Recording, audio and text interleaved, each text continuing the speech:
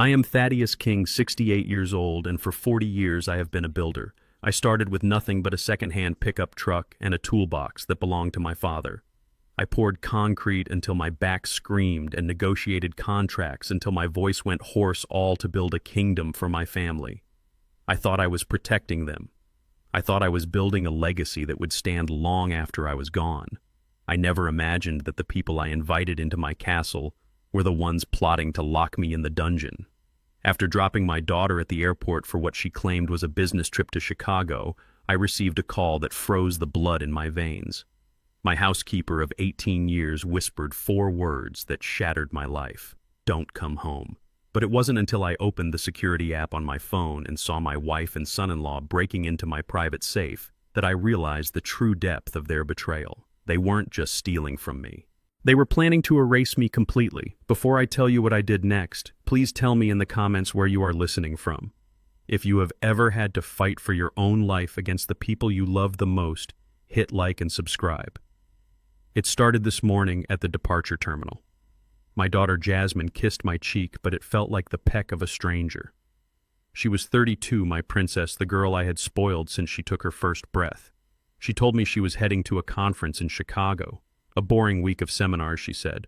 But as the porter loaded her bags, the wind flipped one of the luggage tags. It didn't say O'Hare. It read Mail Maldives, first class. I frowned, about to ask her why she was packing swimwear for a windy city autumn. But she turned away too quickly. I love you, Dad, she said. But she was looking at her phone, typing a message to someone else. Take care of Mom while I am gone. The doors slid shut, separating us. I stood there for a moment, a strange unease settling in my stomach. It was the intuition that had saved me on construction sites 1,000 times. The feeling that the ground beneath my feet was not as solid as it looked. I walked back to my truck, my trusty old Silverado that I refused to trade for the luxury sedans my wife Camille always pushed for. I started the engine and merged onto the highway. 10 minutes later, my phone rang. It was Mrs. Etta. Etta had been our housekeeper for 18 years. She was the one who remembered my blood pressure medication when I forgot. She was the one who knew how I liked my collard greens. She never called me on my cell unless it was an emergency. I answered, expecting to hear that the boiler had burst or that Camille had slipped on the stairs. Mr. Thad, she whispered. Her voice was shaking so hard I could barely understand her. Where are you? I am on the I-95 Etta, heading home. What is wrong? Don't come home, she hissed. Pull over. Please just pull over. My hands tightened on the steering wheel. Etta, talk to me. Is Camille hurt? No, sir. Mrs. Camille is fine. She is in your study with Mr. Hunter. They called a locksmith. They are drilling into your wall safe. The air left my lungs. My study was my sanctuary. No one went in there without my permission, not even Camille. And Hunter, my son-in-law, knew better than to even look at that door. Hunter was a man who smiled too much and worked too little, a real estate agent who spent more time grooming his beard than closing deals. Why were they breaking into my safe? I veered across 2 lanes of traffic, ignoring the honking horns, and screeched into the parking lot of a grocery store. My heart was hammering against my ribs like a sledgehammer. I killed the engine. They thought I was just an old man who was good with a hammer. They forgot that I spent 4 decades wiring smart homes and installing high-end security systems. Last year, when I started noticing small amounts of cash missing from my wallet, I installed a hidden camera inside the smoke detector in my study. High definition. Audio enabled. Cloud backup.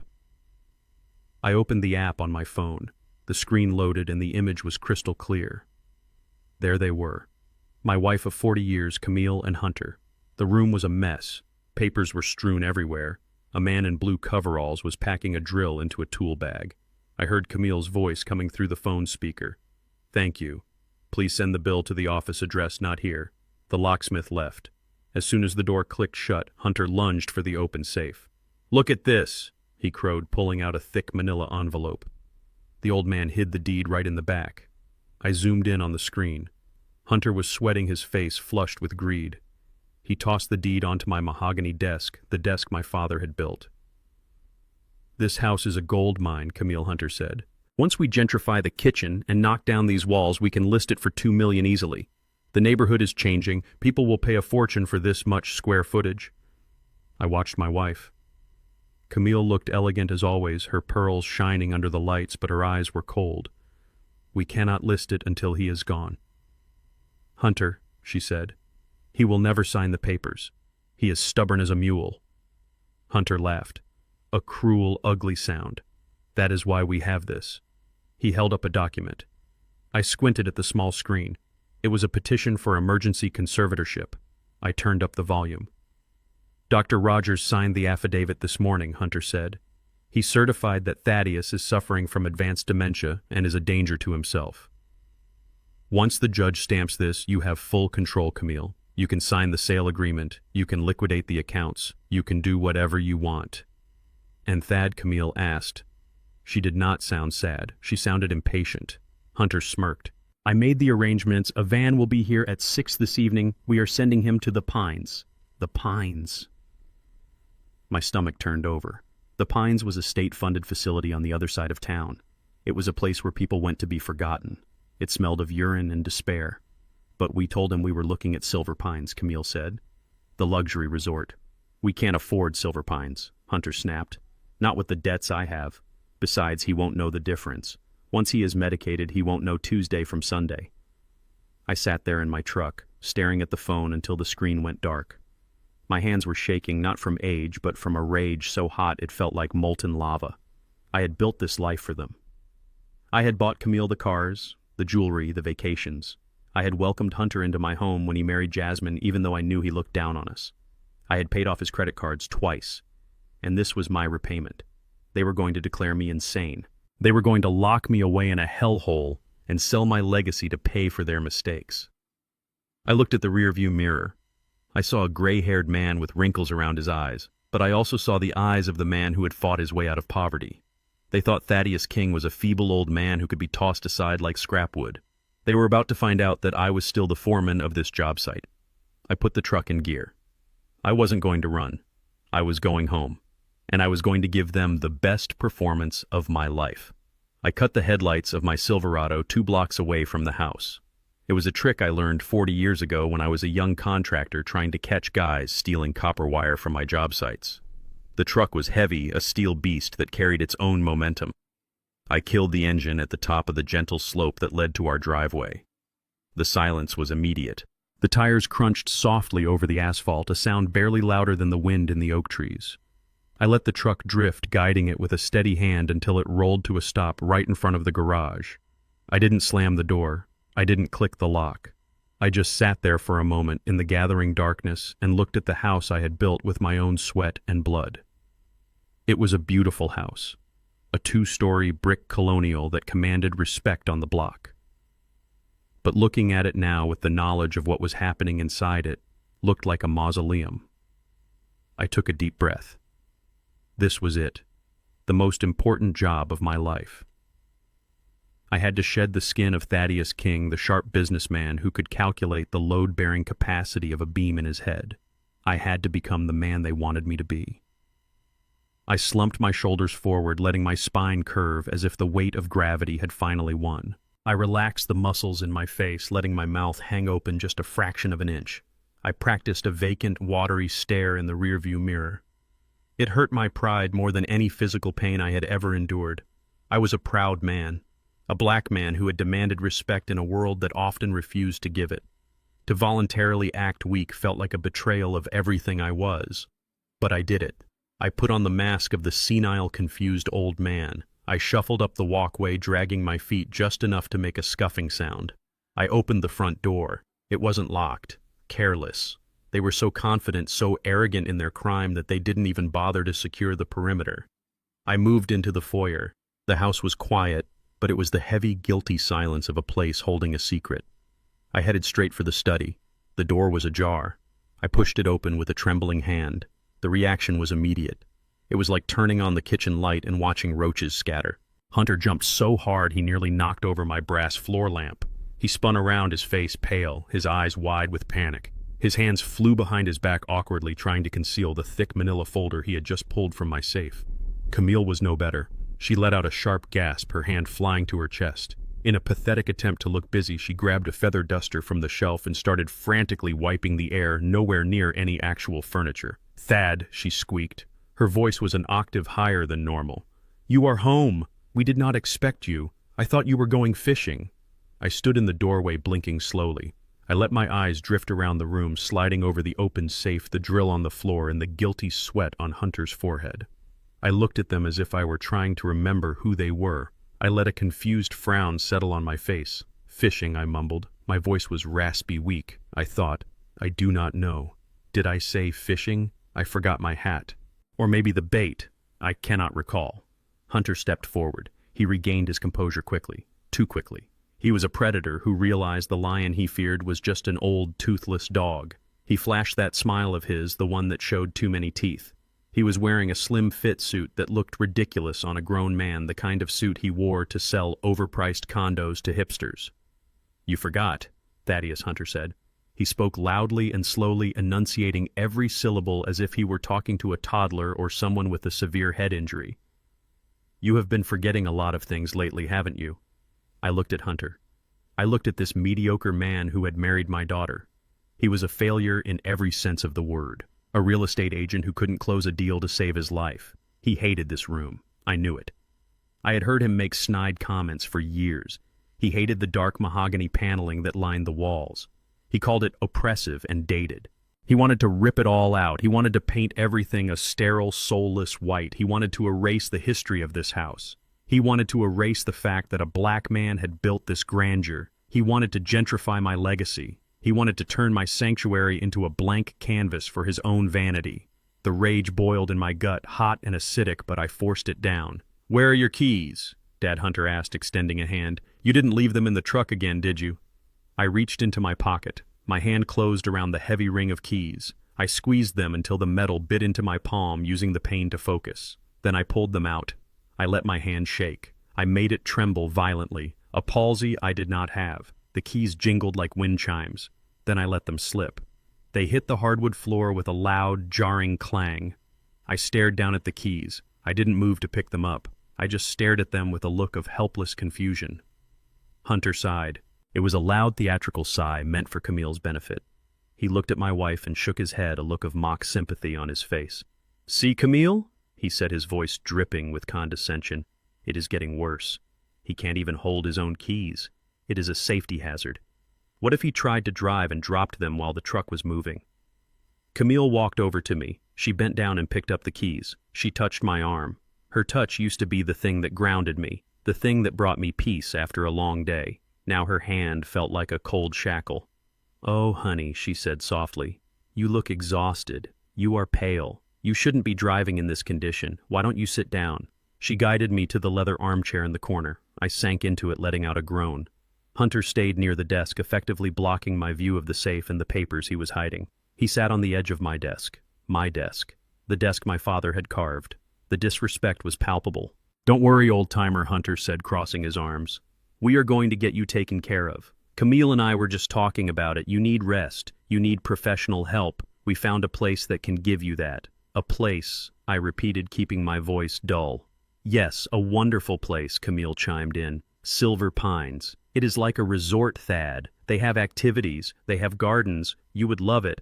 Silver Pines. The lie tasted like ash in the air. I knew about the brochure for the Pines I had seen in the trash earlier that week, the state-funded warehouse for the forgotten. But I nodded slowly like a bobblehead. "I am thirsty," I whispered. "I will get you something," Camille said quickly. She seemed eager to leave the room, eager to get away from the guilt that must have been pricking at the edges of her conscience. "I will make you something refreshing." She hurried out of the study. Hunter stayed. He watched me with the cold, calculating eyes of a butcher sizing up a cow. He didn't think I was a person anymore. I was just an obstacle, an asset to be liquidated. Camille returned a few minutes later.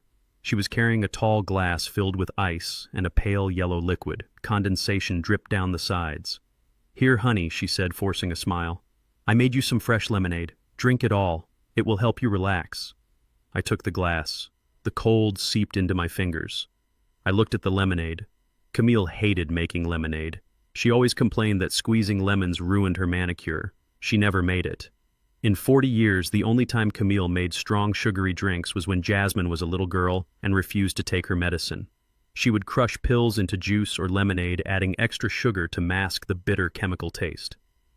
I looked at the liquid. I could see tiny, undissolved particles swirling at the bottom. It wasn't sugar. I knew what it was. It was the sedatives she took for her anxiety. She had dosed it. She wanted me pliable. She wanted me confused. If I drank this, the act wouldn't be an act anymore. I would be slurring my words and stumbling for real. It would make their story to the paramedics so much more believable. "Thank you, Millie," I said, using a nickname I hadn't used in a decade. She flinched. The guilt flashed across her face for a split second before she smoothed it over. "Drink up, Thad," she urged.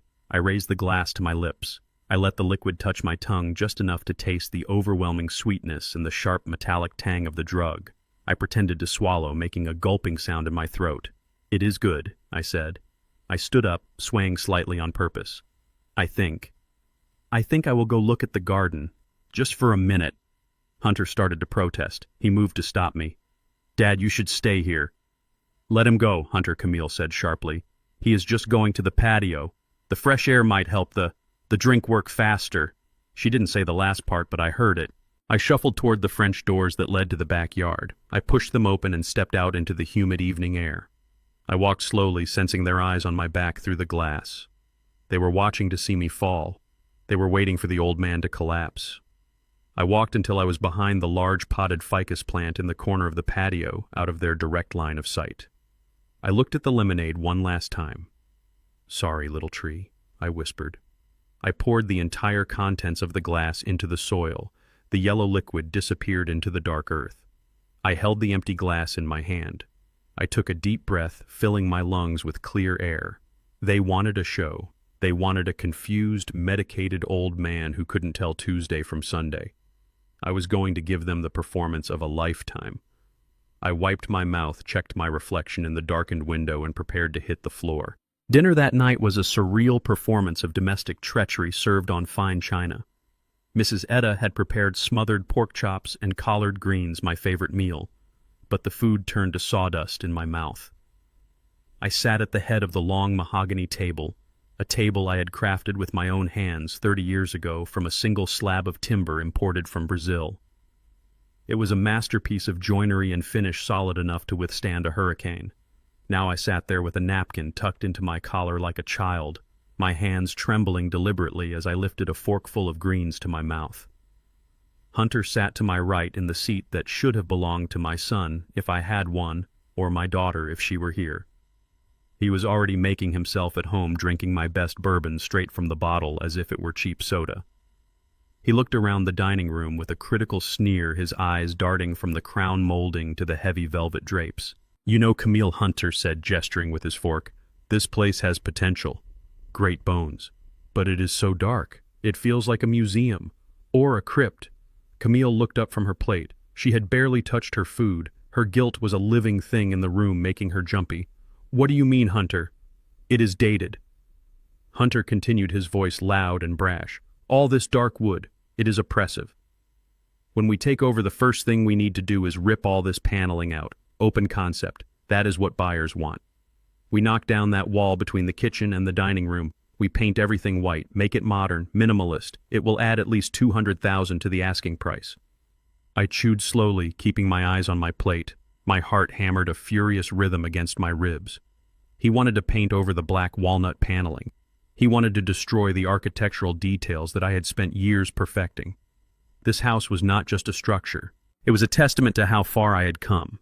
It was a monument to black excellence in a neighborhood that had tried to keep us out. And this mediocre man wanted to whitewash it.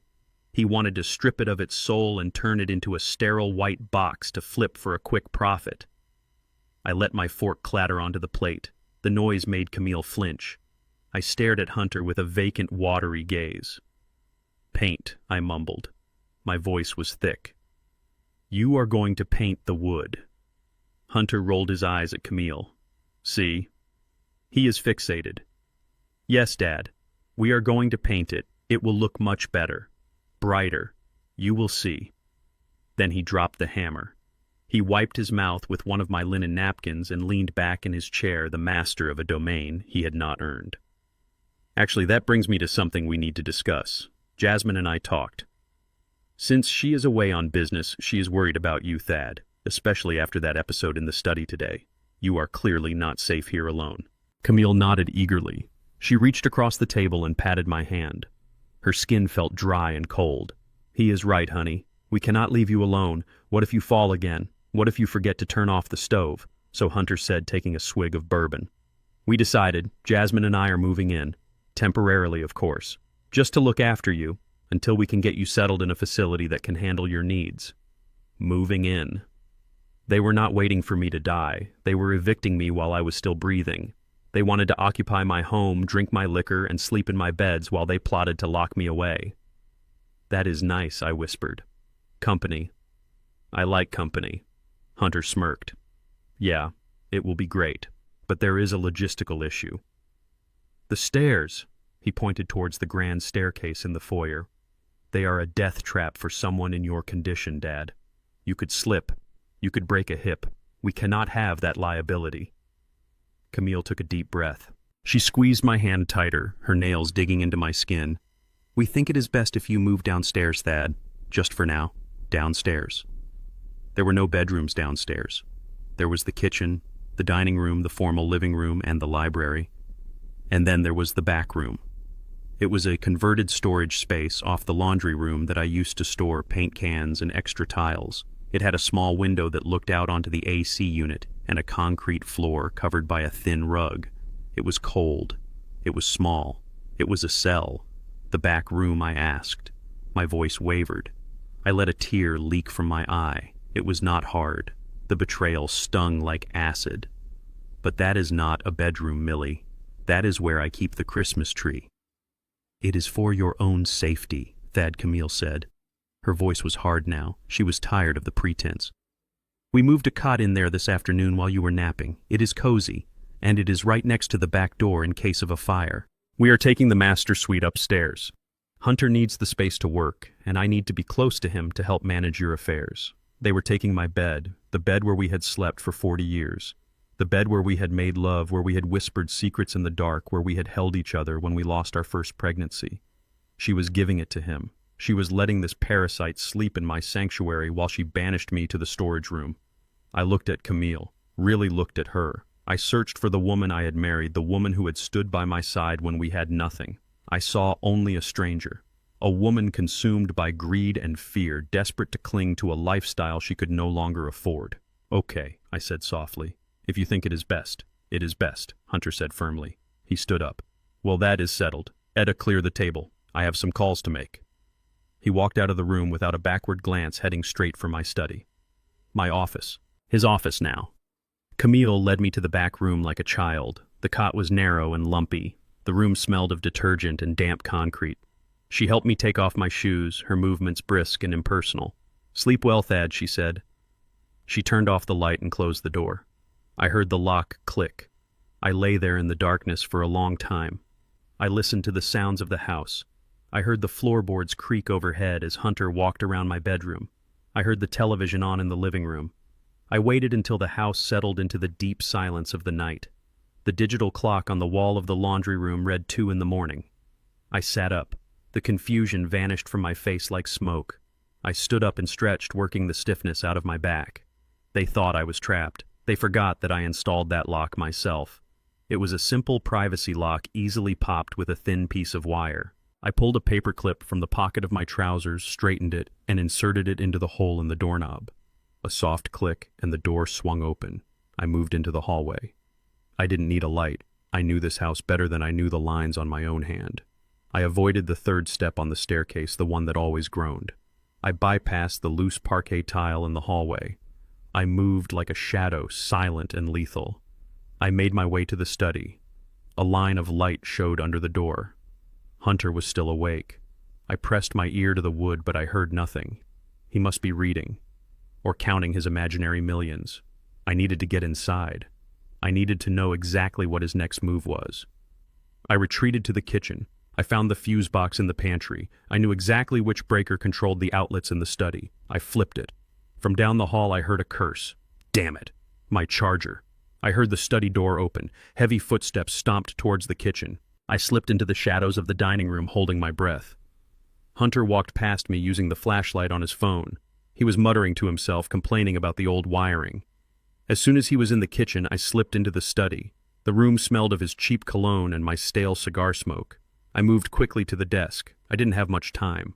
I pulled a small black device from my pocket. It was a high-gain listening bug the size of a quarter with a battery life of 3 days. I had bought a box of them years ago for a security job at a bank and never used them. I felt under the heavy oak desk. There was a small lip where the wood joined the frame. I pressed the bug into the corner deep in the shadows where no casual search would find it. It clicked into place magnetically. I heard footsteps returning. I didn't try to leave. I wouldn't make it back to the dining room in time. I ducked behind the heavy velvet curtains of the window, pressing myself flat against the glass. Hunter walked back in. The lights flickered and came back on. "Piece of junk house," he muttered. He sat back down in my chair. The leather creaked under his weight. I heard the tapping of keys on a laptop, then the ringing of a phone. He put it on speaker. "Yeah, what do you want?" a rough voice answered. It sounded like gravel in a blender. "It is me," Hunter said. His voice was different now. The arrogance was gone, replaced by a desperate, wheedling tone. "Look, Vinny, I need a little more time." "Time is money, Hunter," the voice growled. "You said you would have the cash this week. My boss is getting impatient. He does not like impatient. When he gets impatient, people get hurt." I know, Hunter stammered. "But listen, it is happening. We are moving the old man tomorrow. We got the medical certificate. He is going to the Pines. Once he is in there, I have power of attorney. I can liquidate assets." "We have heard this before, Hunter. This is real Vinny. I am sitting in his office right now. I have the titles right here. Listen, the house will take a month to close, but he has a collection. Classic cars. In the garage. A '69 Mustang. A '57 Chevy. Mint condition. I can move those fast. Cash buyers. I will have your 50 grand by the weekend. I promise. 50 grand. My hands curled into fists at my sides. He owed $50,000 to loan sharks. And he was going to sell my babies. My cars.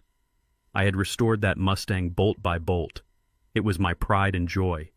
He was going to sell it for scrap value to save his own skin. "You have until Friday," Hunter Vinny said. "After that we come to the house. And we take what we are owed, plus interest. In blood." The line went dead. I heard Hunter exhale a long, shaky breath. I heard the clink of glass on glass as he poured himself another drink. "Do not worry, old man," he whispered to the empty room. "You will not need a car where you are going. You will not need anything." I waited until he left the room, probably to go upstairs and sleep in my bed. I waited 10 minutes to be safe. Then I slipped out from behind the curtain. I retrieved the bug, activated it to record mode, and placed it back. Then I ghosted back to my cell in the laundry room. I lay down on the cot, but I didn't sleep. My blood was boiling. He was going to sell my cars. He was going to gut my house. He was going to throw me into a pit and let me rot. They thought they had won. They thought the game was over. But as I stared up at the dark ceiling, I smiled. A cold, hard smile. Hunter had just made a fatal mistake. He had told me his deadline. Friday. I had 3 days. 3 days to turn the tables. 3 days to orchestrate their downfall. I closed my eyes. The performance was over for the night. Now it was time to work. The morning sun filtered through the small, high window of the storage room, illuminating the dust motes dancing in the air. My back ached from the thin cot, a sharp reminder of my new status in my own home. I was no longer the master of the house. I was the unwanted guest, the problem to be managed. I sat up slowly, rubbing the grit from my eyes. I could hear them in the kitchen. The clatter of silverware, the hiss of the espresso machine, the murmur of voices. It sounded like a normal family breakfast, the kind we used to have on Sunday mornings. But I knew better. It was a war council. I shuffled out of my cell, putting on my mask of confusion. I let my mouth hang slightly open, my eyes unfocused. I walked into the kitchen. Hunter was sitting at the head of the table, reading the financial section of the newspaper, my newspaper. He was wearing a silk robe that I had bought for myself 5 years ago and never worn. Camille was at the stove, flipping pancakes. She didn't look at me. "Good morning, Thad," Hunter said without looking up. "Did you sleep well in your new room?" I grunted a non-committal sound that could mean anything. I pulled out a chair and sat down. Camille placed a plate of dry toast and a hard-boiled egg in front of me. No pancakes. Pancakes were for the people in charge. "Eat up," she said briskly. "We have a busy day. The van will be here at 6. I picked up the toast with a trembling hand. I took a small bite, chewing slowly. My eyes darted around the room. Mrs. Etta was by the sink washing dishes. Her back was stiff, her shoulders hunched. She knew. She saw everything. In 18 years she had become part of the woodwork invisible to people like Hunter and Camille, but she saw everything. Hunter stood up, wiping his mouth. "I am going to the club for a few hours, Camille. I need to meet some potential buyers for the cars. Make sure he is ready when the transport arrives." "I will," Camille said. Hunter left the room. I heard the front door close. Camille sighed a sound of heavy exhaustion and wiped her hands on her apron. "I am going to take a shower," she said to the air. "Etta, watch him. Do not let him wander off." "Yes, ma'am," Etta said softly. As soon as Camille was gone, the atmosphere in the kitchen shifted. Etta turned off the faucet. She dried her hands on a towel and walked over to the trash compactor. She pulled out a black plastic bag. It was heavy, bulging with refuse. She walked over to me, her face a mask of professional servitude, but her eyes were burning with urgency. "Mr. Thad," she whispered, "I was cleaning the study this morning. Mrs. Camille told me to shred everything in the bin, but the shredder was jammed. She told me to just bag it and take it to the curb." She placed the heavy bag at my feet. "I think you need to see what is in here," she said. "I put some of your old magazines on top to hide it. Take it to your room." "Thank you, Etta," I whispered. She squeezed my shoulder, a brief, firm touch of solidarity. Then she went back to the sink. I dragged the bag back to the storage room. It was heavy, laden with the weight of my life being dismantled. I locked the door with the paperclip I kept in my pocket. I sat on the floor and tore open the plastic. Coffee grounds, apple cores, and crumpled papers spilled out. The smell was sour, but I didn't care. I sifted through the garbage like a prospector panning for gold. I found them. Dozens of sheets of paper torn into quarters and eighths.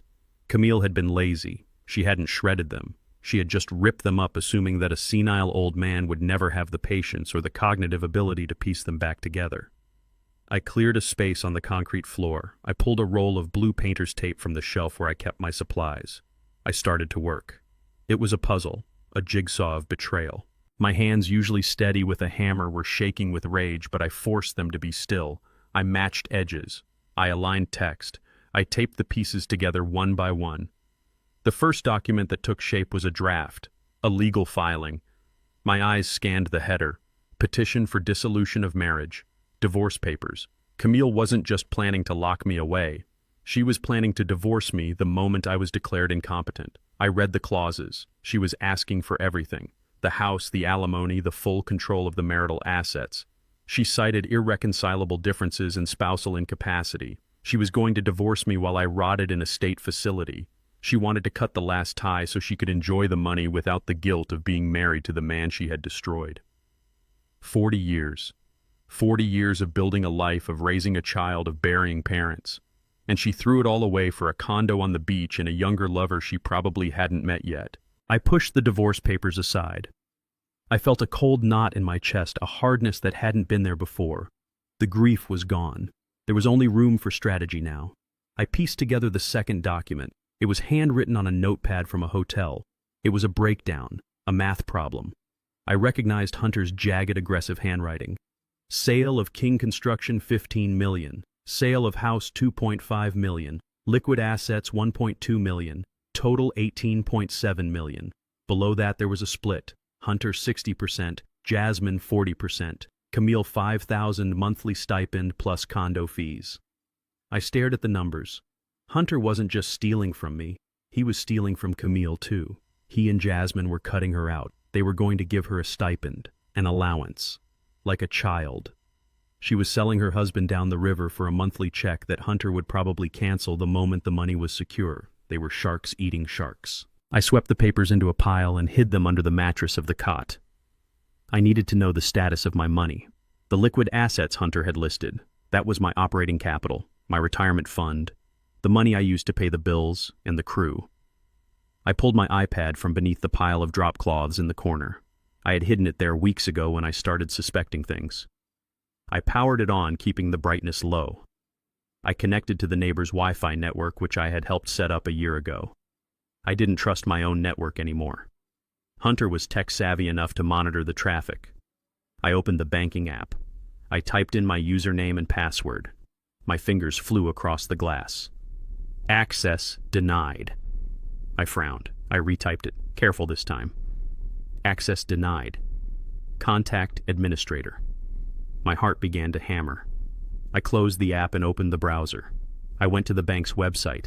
I tried to log in there. Same message. I reached into my sock and pulled out the burner phone I had bought. I dialed the number for the bank's private client services. I knew the number by heart. First National Bank, this is Sarah speaking.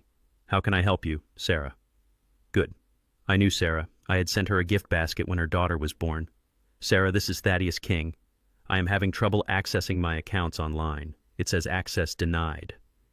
There was a pause. I heard the clicking of a keyboard. Oh, Mr. King, hello? Let me check that for you. One moment. The silence stretched. It was heavy and ominous. Mr. King, Sarah said, her voice different now. Formal. Guarded. I see a note here on your file. Your access credentials were revoked this morning. Revoked.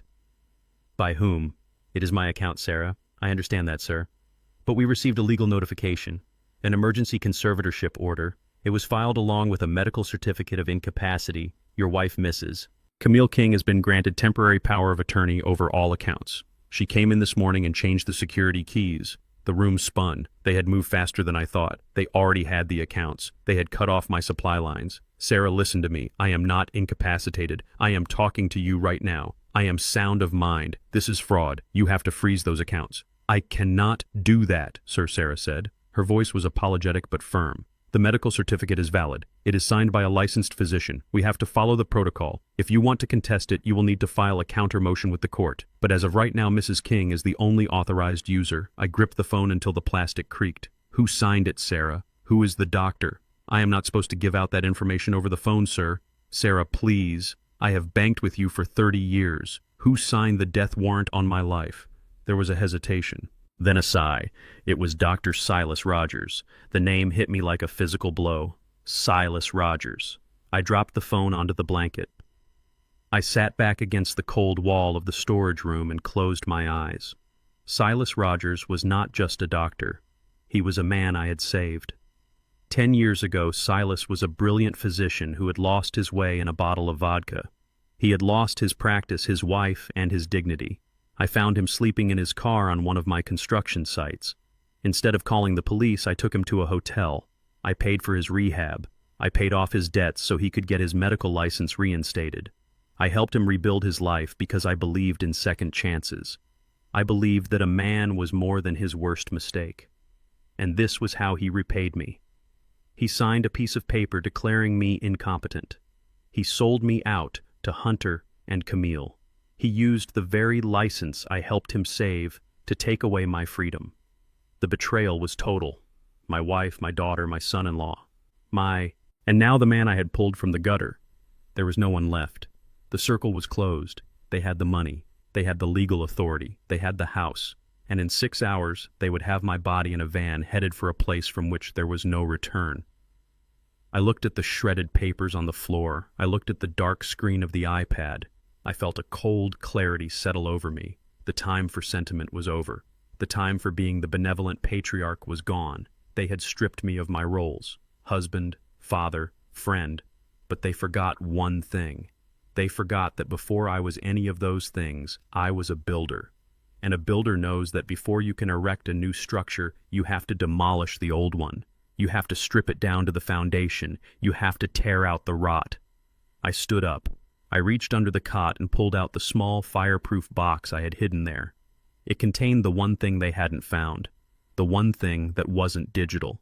The one thing that Silas Rogers couldn't touch. I checked my watch.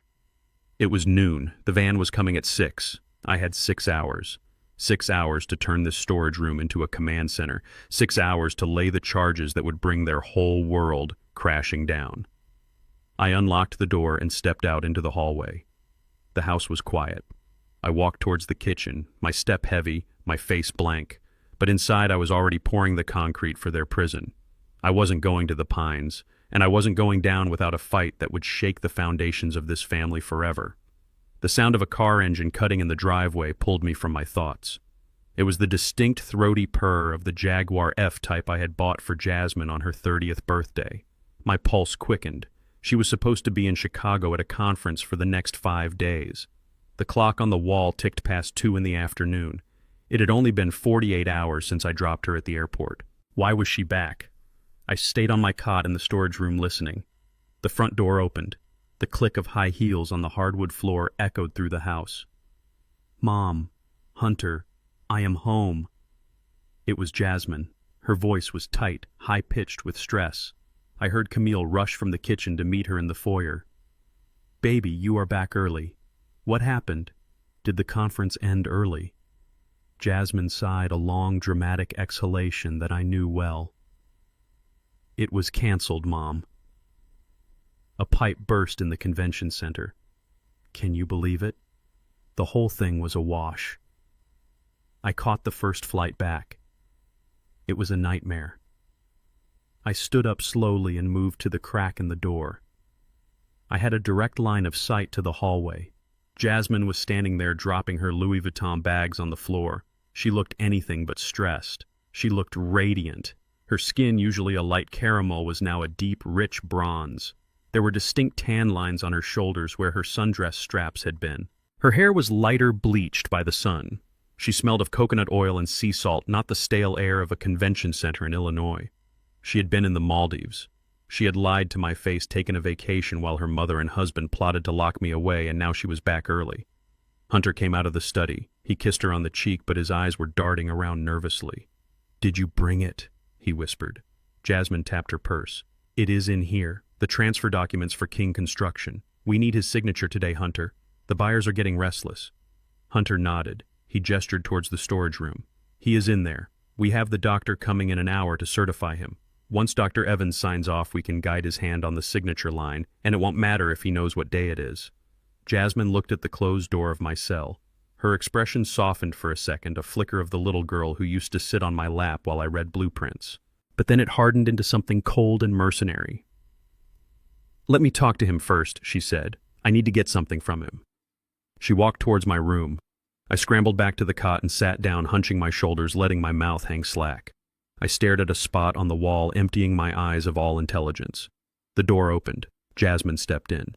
She brought the scent of the tropics into the dusty, stale air of the storage room. "Daddy," she cooed. I looked up slowly, blinking as if I didn't recognize her at first. "Jasmine," I rasped. "You are back. Chicago. Was it cold?" She froze for a second, glancing at her tanned arms, but she recovered quickly.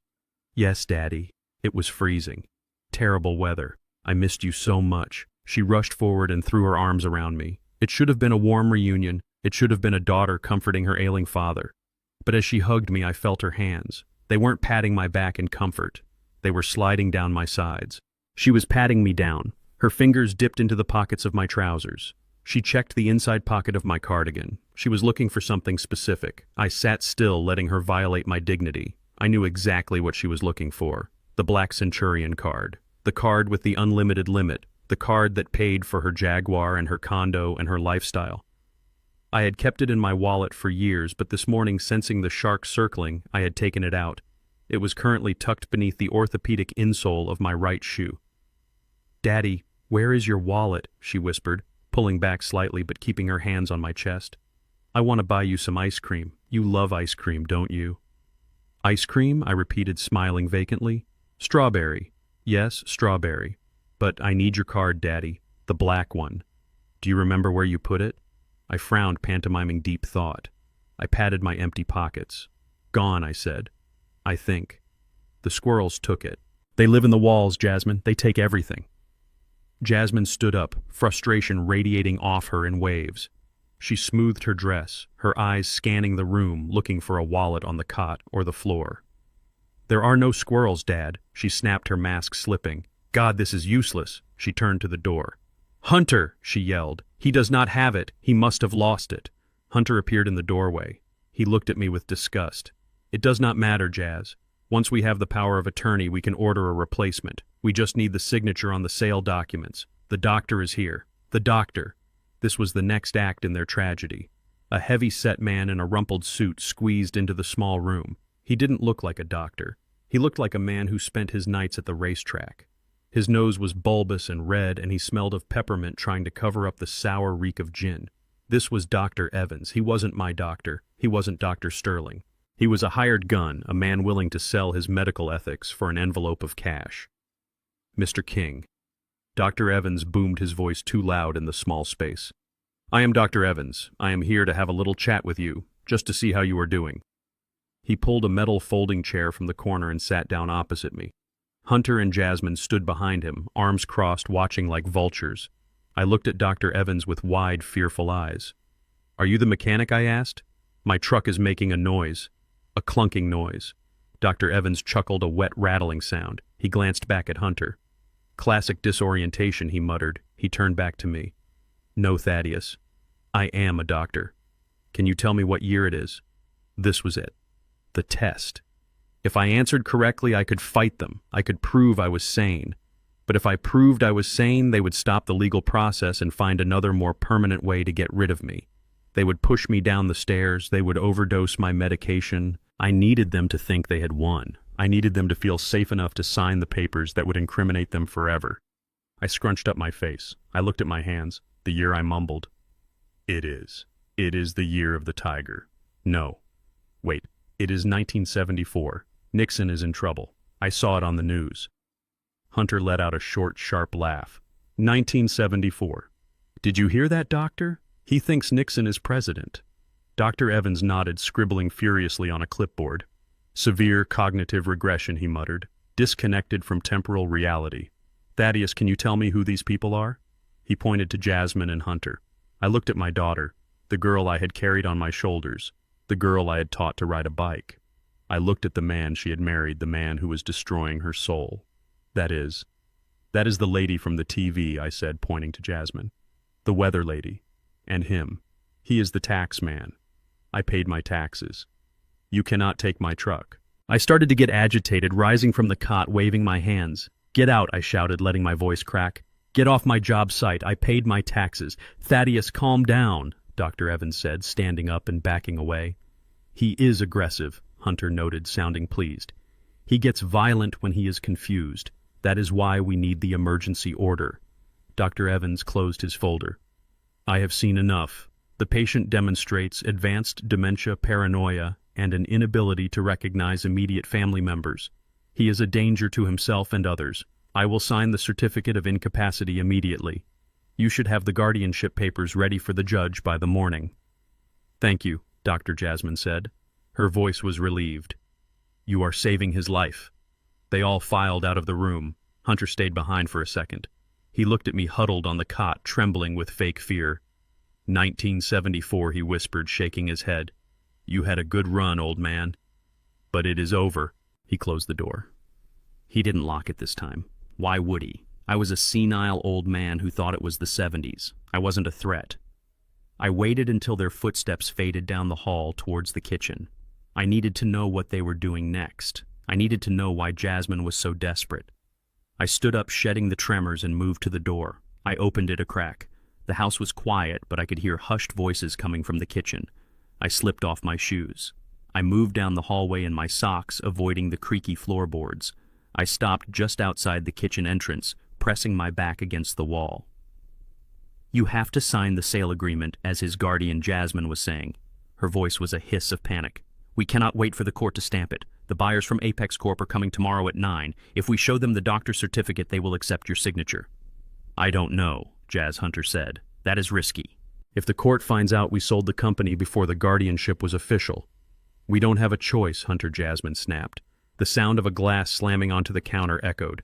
I got a call when I landed. They know I am back. Who knows, Hunter asked. The casino, Jasmine whispered. The owners. I owe them, Hunter. I owe them big. I held my breath. I knew she liked to gamble. I knew she took trips to Vegas, but I thought it was slots and blackjack tables. I thought it was recreational. How much, Jasmine, Hunter asked. His voice was low, dangerous. Jasmine started to cry, soft, hitching sobs. 400,000, she choked out. Hunter swore. A long string of profanities. 400,000. How is that even possible? I tried to win it back, she sobbed. I lost 50,000 on the first night in Maldives. I thought I could double down. I kept doubling down. They gave me a line of credit because they know who my father is. They know Thaddeus King is good for it. But when I tried to leave, they stopped me. They said if I don't wire the money by Friday, they are going to send someone. They said they are going to cut off my fingers, Hunter, one by one. The horror of it washed over me. My daughter wasn't just greedy. She was an addict. She had gambled away a fortune on the promise of my name. She was selling my life's work, my company, to save her own skin from mobsters. We sell the company tomorrow, Hunter said. His voice was steely now. 15 million. We pay off the sharks. We pay off my loans. And we put the rest in an offshore account where the courts cannot touch it. But we have to move fast. If Thaddeus wakes up, if he has a moment of clarity and calls his lawyer, we are dead. He won't wake up. Jasmine sniffled. Mom gave him a double dose in that lemonade. He poured it in the plant, but he drank enough to be out of it. And Dr. Evans said he is gone. His mind is mush, Good Hunter said. Now clean yourself up. We have to celebrate. We are going to be rich, baby. Filthy rich. I heard the sound of a cork popping. Champagne. They were drinking champagne in my kitchen while discussing the dismemberment of my empire. I backed away slowly. My heart was heavy, but my mind was sharp as a razor. $400,000, gambling debts, loan sharks. It was all the leverage I needed. They were terrified. They were desperate. And desperate people made mistakes. I crept back to the storage room. I retrieved my burner phone from my sock. I needed to make a call. Not to the police. Not yet. I needed to call Mr. Stein. My lawyer, the man who had helped me set up the irrevocable trust 3 years ago, the trust that Hunter and Jasmine didn't know existed. I dialed the number. Mr. Stein, I whispered when he answered. It is Thaddeus. Initiate Protocol Omega. They are selling the company tomorrow morning. I heard Stein inhale sharply on the other end. Are you safe, Thaddeus? I am in the belly of the beast, I said. But I have the knife. Be ready. Tomorrow morning at 9, bring the sheriff. I hung up. I sat on the cot and listened to the clink of champagne glasses from the kitchen. Let them drink. Let them celebrate. Tomorrow the hangover would be lethal. The single bulb in the ceiling of the storage room flickered, casting long, dancing shadows against the cinder block walls. I sat on the edge of the cot, my hands clasped between my knees to stop them from shaking. It was not fear that made them tremble. It was adrenaline. It was the cold, hard realization that the people I had loved for 40 years were not just thieves. They were executioners. I had heard their plan. I knew what was coming. And I knew that this next hour would be the most dangerous hour of my life. If I made one mistake, if I flinched at the wrong moment, if my breathing betrayed me, I would not be waking up in a hospital or a prison cell. I would be waking up in a pine box. Or worse, I wouldn't wake up at all. The door handle turned slowly. I slumped my shoulders, letting my jaw go slack, resuming the mask of the confused old man. Camille stepped into the room. She was holding a steaming mug of tea. Her hands were steady, her face composed in a mask of loving concern that made my stomach turn. She was wearing a silk blouse and pearls, dressed for a funeral she was trying to hasten. "Thad, honey," she said softly, "I brought you some tea. It is chamomile. It will help you sleep before the transport arrives." I looked up at her. I searched her eyes for any trace of the woman I had married, the woman who had nursed me through pneumonia, the woman who had cried with me when we buried my mother. I saw nothing. Her eyes were flat, opaque, reflecting only her own greed and desperation. She was not looking at her husband. She was looking at a loose end that needed to be tied up. "Tea," I mumbled, reaching out with a trembling hand. "I like tea. Is it sweet?" "Very sweet," she promised. "Just the way you like it." She placed the mug in my hands. The heat seeped into my cold fingers. I brought it to my nose, pretending to savor the aroma. The steam hit my face, and with it came a smell that triggered a 40-year-old memory. It was faint, masked by the heavy scent of honey and chamomile, but it was there. A sharp chemical tang. Bitter almonds. Solvent. I knew that smell. When I was starting out in construction, we used a specific type of industrial stripper to remove old varnish from floors. It was toxic stuff. We had to wear respirators. One of my guys took his mask off for 5 minutes and passed out cold. The doctor said it attacked the central nervous system. It shut down the brain's ability to regulate breathing.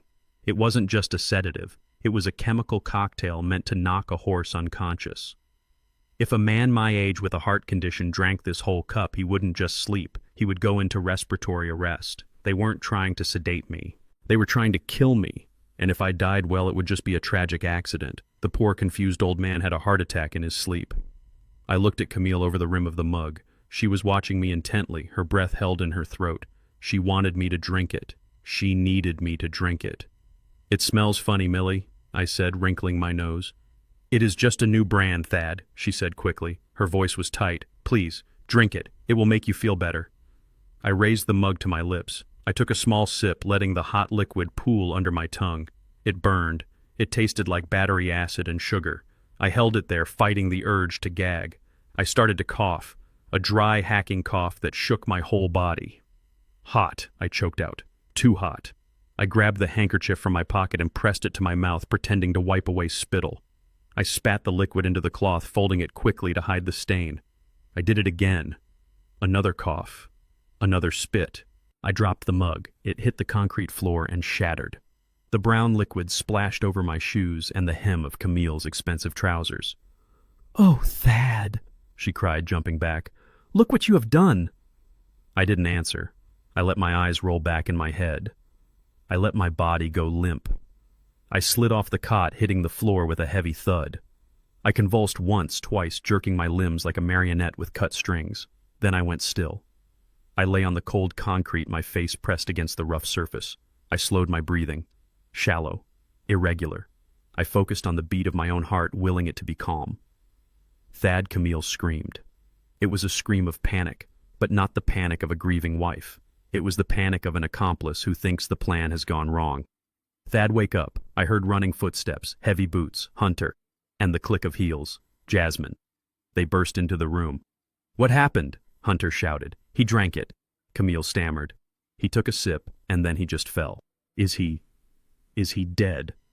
Hunter dropped to his knees beside me. He didn't check for a pulse. He didn't put his ear to my chest. His hands went straight to my pockets. He rolled me over roughly, jamming his hands into my trousers, my jacket, my shirt. He was searching me. He was violating my body, looking for the one thing he hadn't found. "Where is it?" he hissed. "Where is the key to the private vault?" He ripped the pocket of my cardigan. He tore the button off my shirt. He patted down my socks. He was frantic. "It has to be here," Jasmine shrieked. She was kneeling on the other side of me, going through my pockets again, her long nails scratching my skin. "He always keeps it on him. He never takes it off. Check his neck," Hunter ordered. "Maybe it is on a chain." Jasmine yanked at my collar, popping the top button. She felt around my neck. "Nothing." "It is not here," she cried. "He must have hidden it." "God, Hunter, if we don't find that key, we can't get the gold bars. We can't pay the sharks." Hunter stood up and kicked the cot. "Damn it. The old bastard hid it. He knew. He must have known." He looked down at me. I lay perfectly still, seeing him through the slit of my eyelids. His face was twisted in a rictus of hate. "Is he breathing?" Camille asked. Her voice was trembling. "Hunter, check if he is breathing. We cannot have a dead body here before the van arrives. That complicates everything." Hunter crouched down again. He put his hand over my mouth. I held my breath. My lungs burned. My chest screamed for air. I counted the seconds. 1, 2, 3, 4, 5. "Barely," he said, standing up. "His breathing is shallow. He is deep under. That dose knocked him out cold. He is not waking up anytime soon. Maybe never."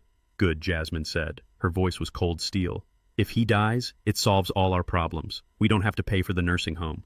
Camille let out a small sob. It sounded like regret. I waited. I waited for her to say something. I waited for her to say, "Call an ambulance." I waited for her to say, "This has gone too far." I waited for the woman I loved to surface from beneath the layers of greed. "Hunter, be careful," she whispered. "Don't be too rough with him. He is hurt. He is dying, Camille." Hunter snapped. "Look at him. He is a vegetable. Who cares if he is hurt? He is not a person anymore. He is a problem. And we need to solve it. We need to find that key before they take him away. Once he is in the pines, his personal effects become property of the state. We have to strip him now." I lay there and waited for Camille to fight back. I waited for her to slap him. I waited for her to scream, but there was only silence. A long, heavy, suffocating silence. And in that silence, 40 years of marriage died. It didn't die with a bang or a shout. It died with a whimper. It died because she said nothing. She stood there and watched her son-in-law scavenge the body of her husband, and she said absolutely nothing.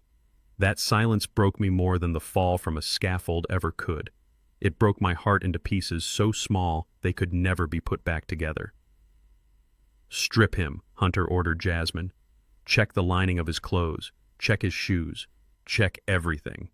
I felt Jasmine's hands on me again. She pulled off my shoes. She tore the insoles out. She found the black credit card I had hidden there.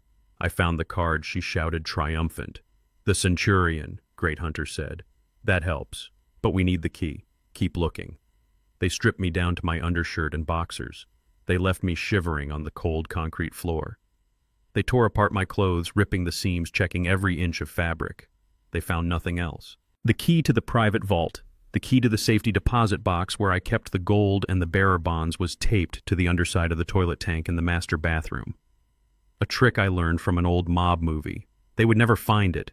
"He doesn't have it," Jasmine said, throwing my torn trousers onto the floor. "He must have buried it in the yard or hidden it in the attic. We will have to tear this house apart to find it." "We will," Hunter said grimly. "We will rip up every floorboard if we have to. But first, we need to get rid of him. The van will be here in 20 minutes. Get him dressed. Put some sweatpants on him. Make him look presentable." They wrestled me into a pair of old sweatpants and a stained t-shirt. They didn't bother to be gentle. They treated me like a sack of cement. They dragged me up onto the cot. "What do we tell the driver?" Camille asked. She sounded ghost-like, hollow. "We tell him the truth," Hunter said. "Or a version of it. We tell him the patient had a severe episode. He became aggressive. We had to sedate him for his own safety. He is unresponsive, but stable. They won't ask questions. The Pines isn't a hospital. It is a holding pen. As long as the check clears, they don't care if he arrives in a coma or in a straitjacket."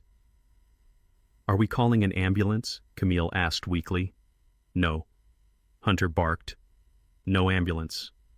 Ambulances mean paramedics. Paramedics mean police reports. They mean toxicology screens.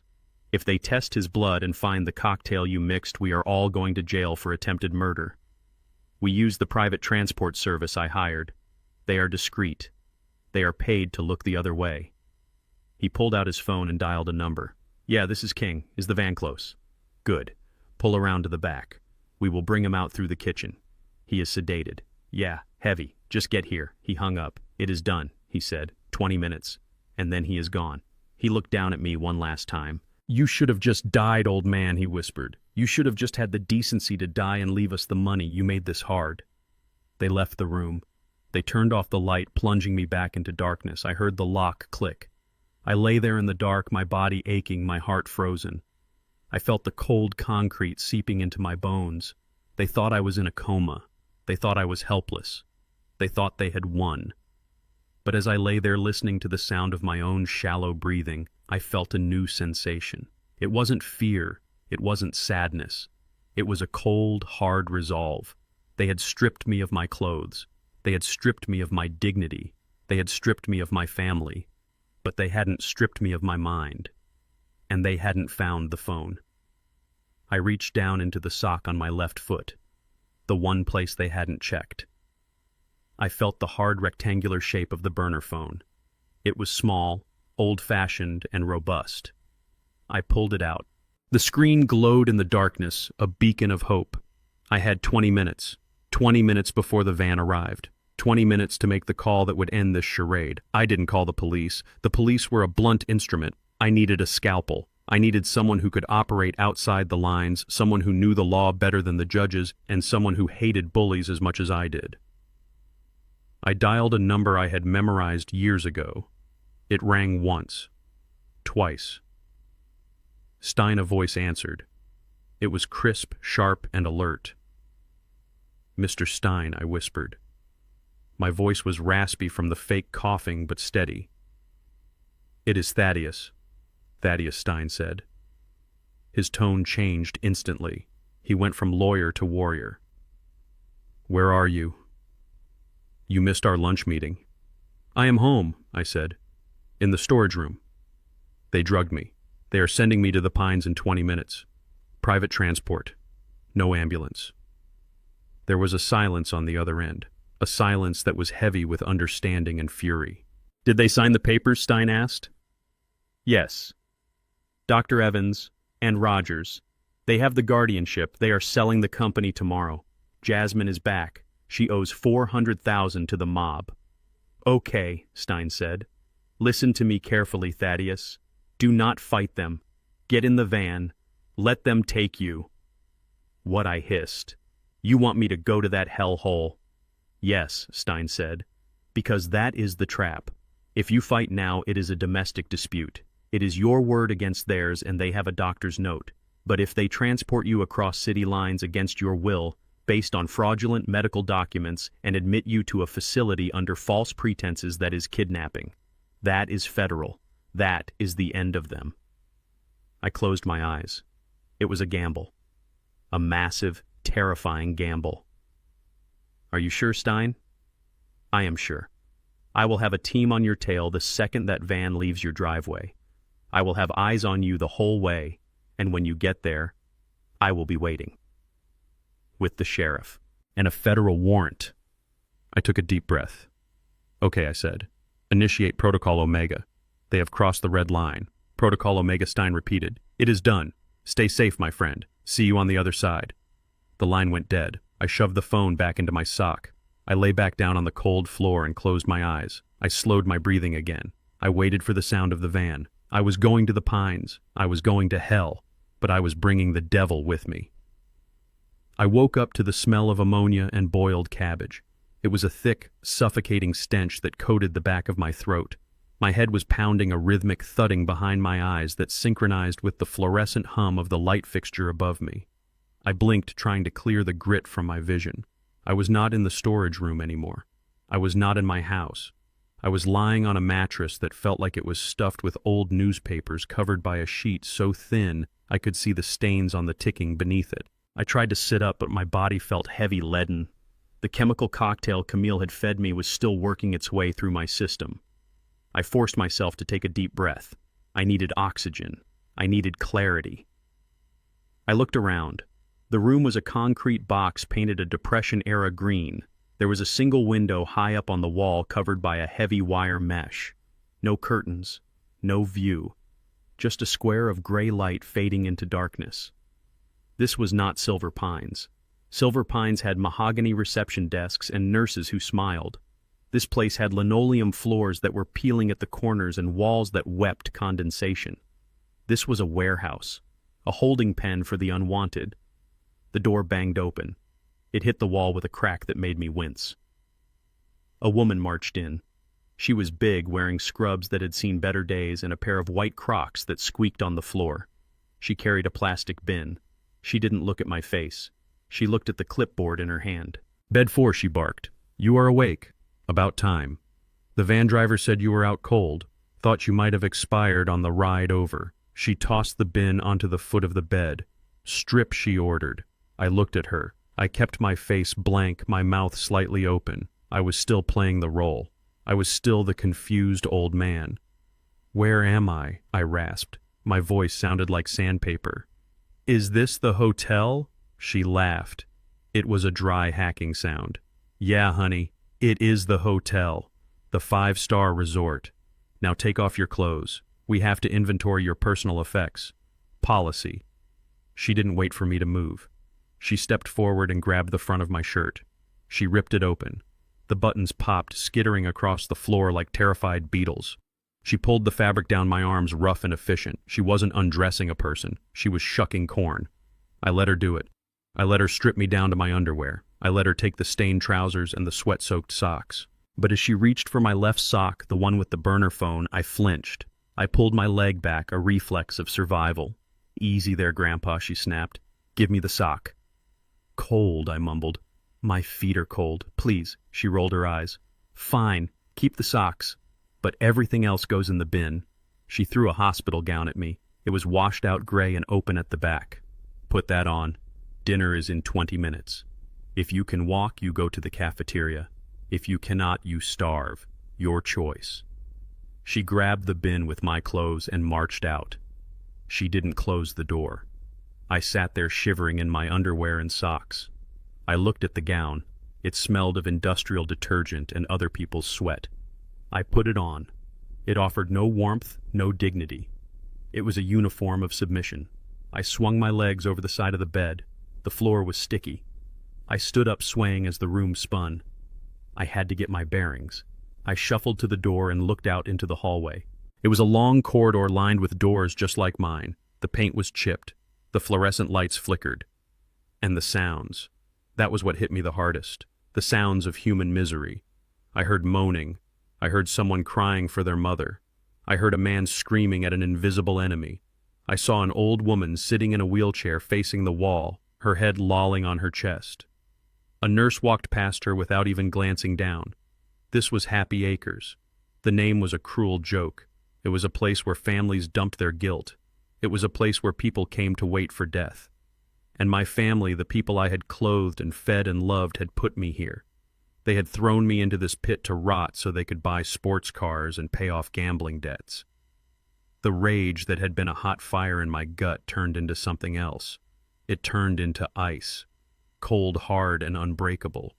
They thought they had discarded me. They thought I was just another number in a file. But they didn't know who I was. I was Thaddeus King. I had built skyscrapers. I had wired banks. I knew how structures worked. And I knew how to bring them down. I shuffled back into my room. I sat on the bed and waited. I needed darkness. I needed the shift change. I needed silence. Dinner came and went. A tray of gray meat and instant mashed potatoes was shoved onto the bedside table by a sullen orderly. I didn't touch it. I didn't know what was in it. I wasn't going to let them drug me again. I flushed the food down the toilet in the corner bit by bit so they wouldn't see a full tray and get suspicious. Night fell. The lights in the hallway dimmed to a sickly yellow. The sounds of the facility changed. The shouting stopped, replaced by the rhythmic wheezing of respirators and the soft shuffle of night nurses. I waited until I heard the heavy metal door at the end of the hall clang shut. That was the lockdown. The night shift was a skeleton crew. They would be at the station drinking coffee and looking at their phones. I pulled my legs up onto the bed. I sat cross-legged, creating a tent with the thin blanket. I reached down to my left ankle. My fingers brushed the hard rectangular outline of the phone. It was still there. My lifeline, my weapon. I pulled it out. The screen lit up the darkness under the blanket with a soft blue glow. The battery was at 80%. Plenty. I checked the signal. 2 bars. It was enough. I dialed the number I had memorized.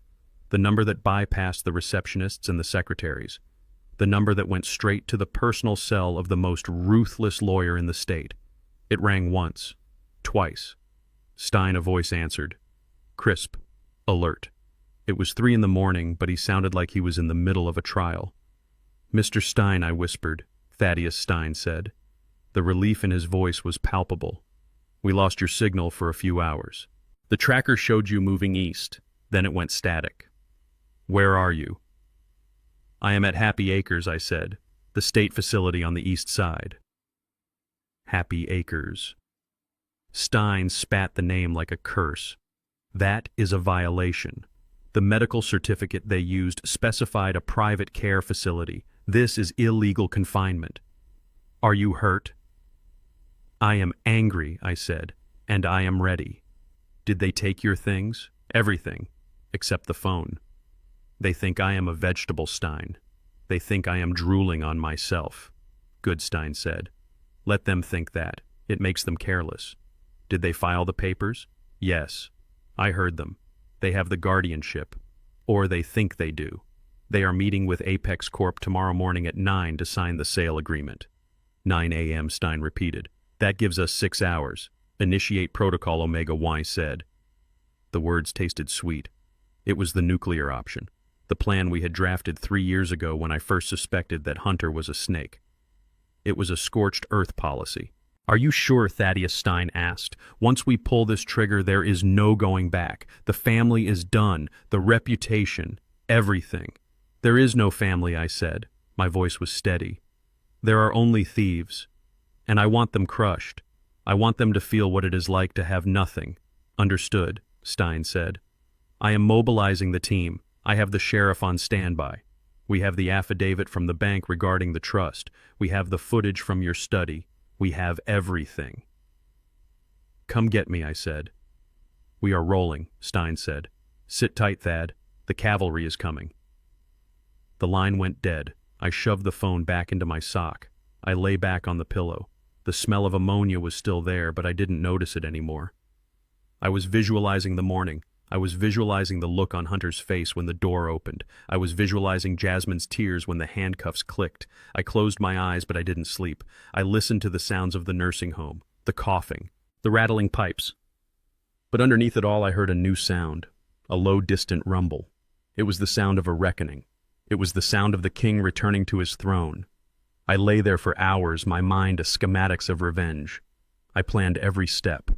I knew exactly what I would wear. I knew exactly what I would say. I wasn't just an old man in a hospital gown. I was the architect of their destruction. At 5 a.m., the door opened. It was a different nurse, younger, tired. She came in to check my vitals. She shone a light in my eyes. I stared past her, vacant and dull. "Poor old guy," she muttered. "Dumped here like trash." She checked my pulse. She noted it on her chart. "BP is elevated," she noted. "Probably stress." She left. She didn't know. She didn't know that my blood pressure was up because I was ready to fight. She didn't know that the poor old guy was about to burn this whole corrupt system to the ground. I waited. The sun began to rise, turning the gray square of the window into a lighter shade of gray. The facility began to wake up. The noise level rose. Then I heard it. It wasn't the sound of a food cart. It wasn't the squeak of Crocs. It was the heavy, authoritative thud of boots, lots of them, marching in unison, and then a voice that boomed down the corridor, silencing the moans and the rattling carts. "This is the sheriff's department. Nobody move." I sat up. I swung my legs over the side of the bed. I smoothed the wrinkles from my hospital gown. I sat up straight, my spine rigid, my head high. The door to my room flew open. But it wasn't a nurse. It was Mr. Stein.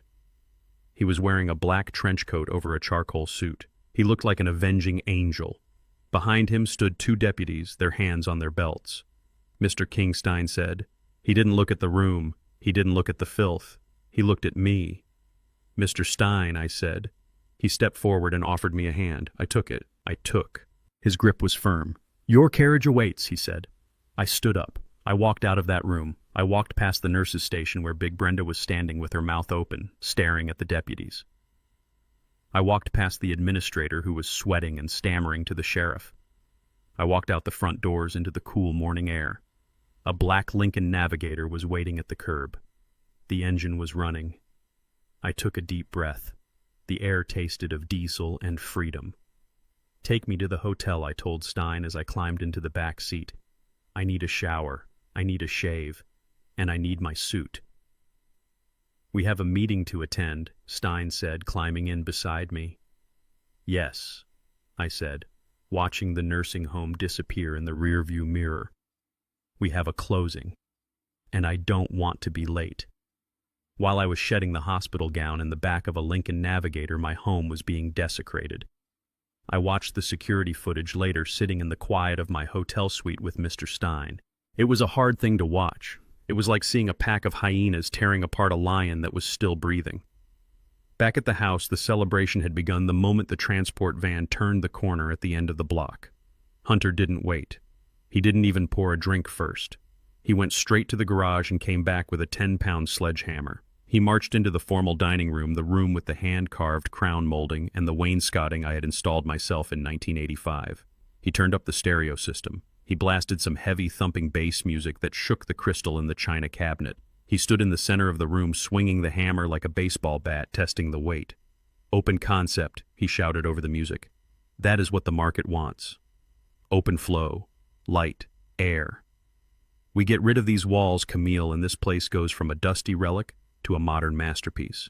Camille was sitting on the plastic-covered sofa holding a bottle of Dom Perignon. She was already half drunk. Her mascara was smudged and she was laughing a high, brittle sound that bordered on hysteria. "Do it," she cheered. "Tear it down, Hunter. It is too dark in here anyway. I always hated this room. It smells like old wood and cigars." That hurt. She had told me she loved that room. She had hosted Thanksgiving dinners there for 30 years. She had toasted our anniversaries under that chandelier, and now she was cheering for its destruction. Hunter swung. The hammer hit the plaster with a sickening crunch. Dust exploded into the air.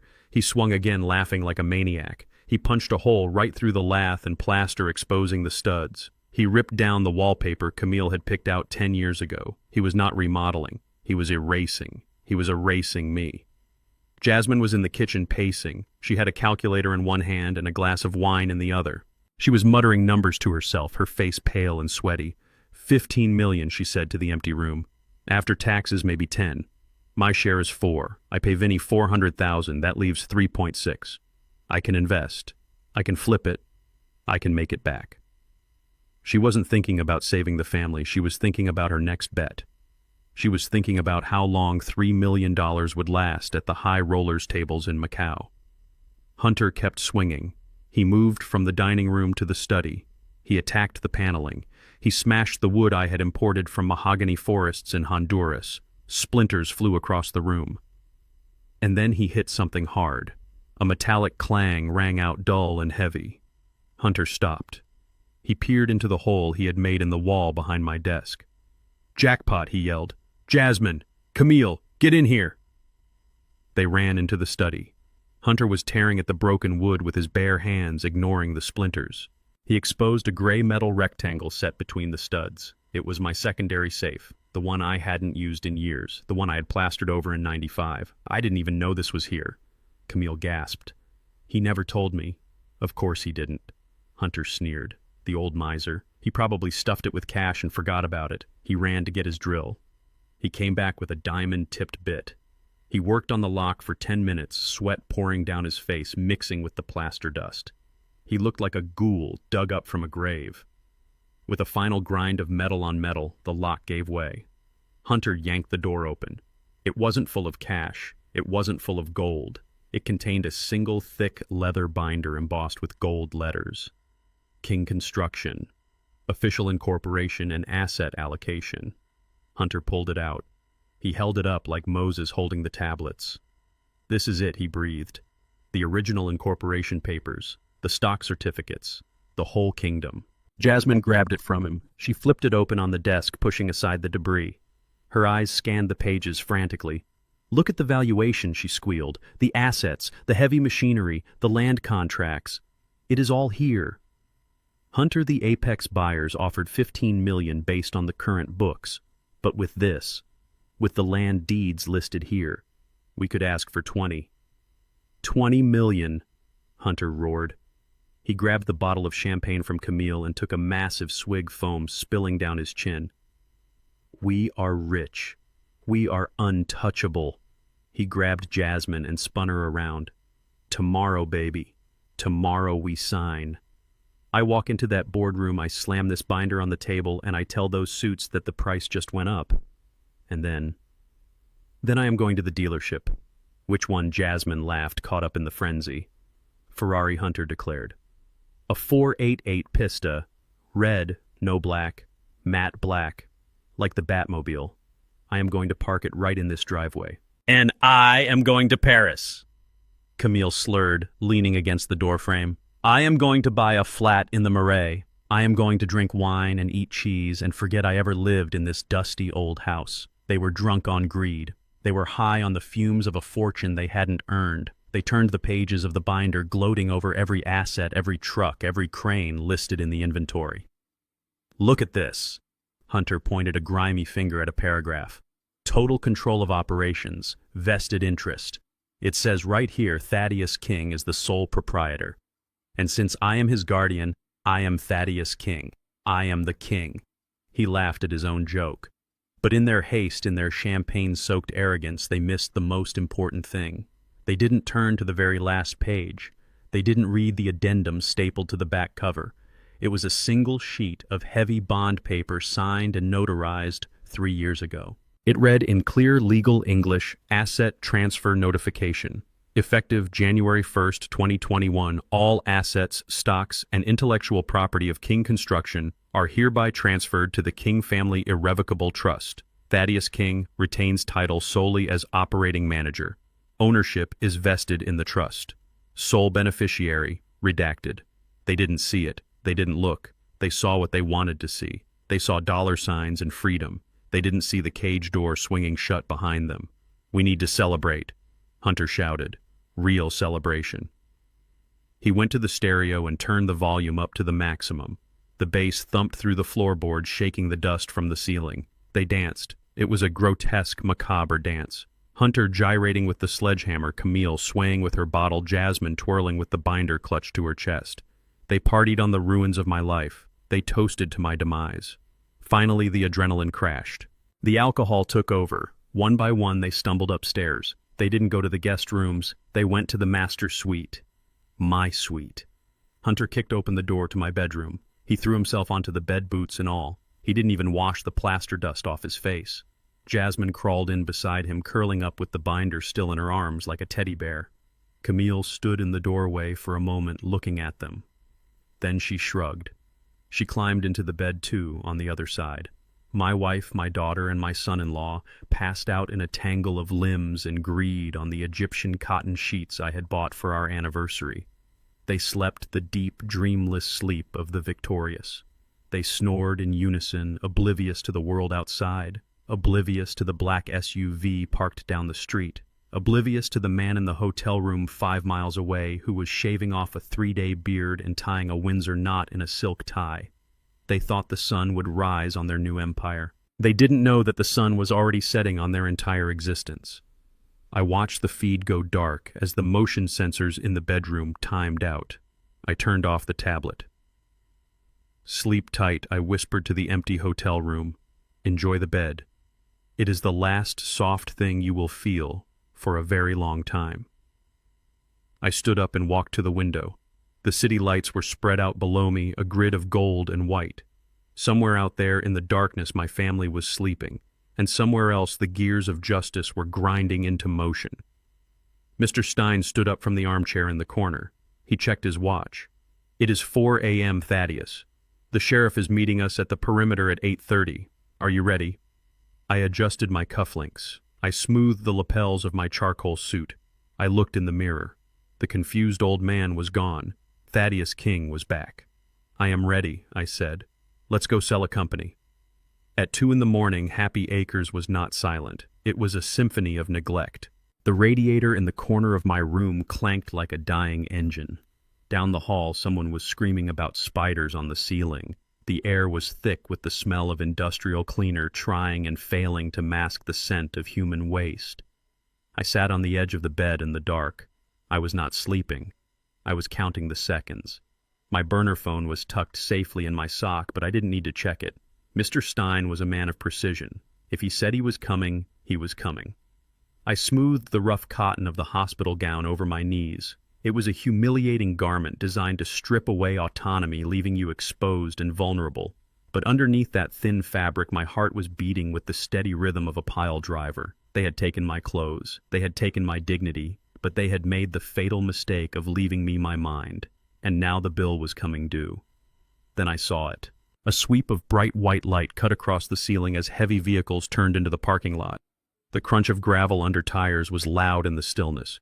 It wasn't the rattle of a delivery truck. It was the heavy, purposeful sound of SUVs, expensive ones.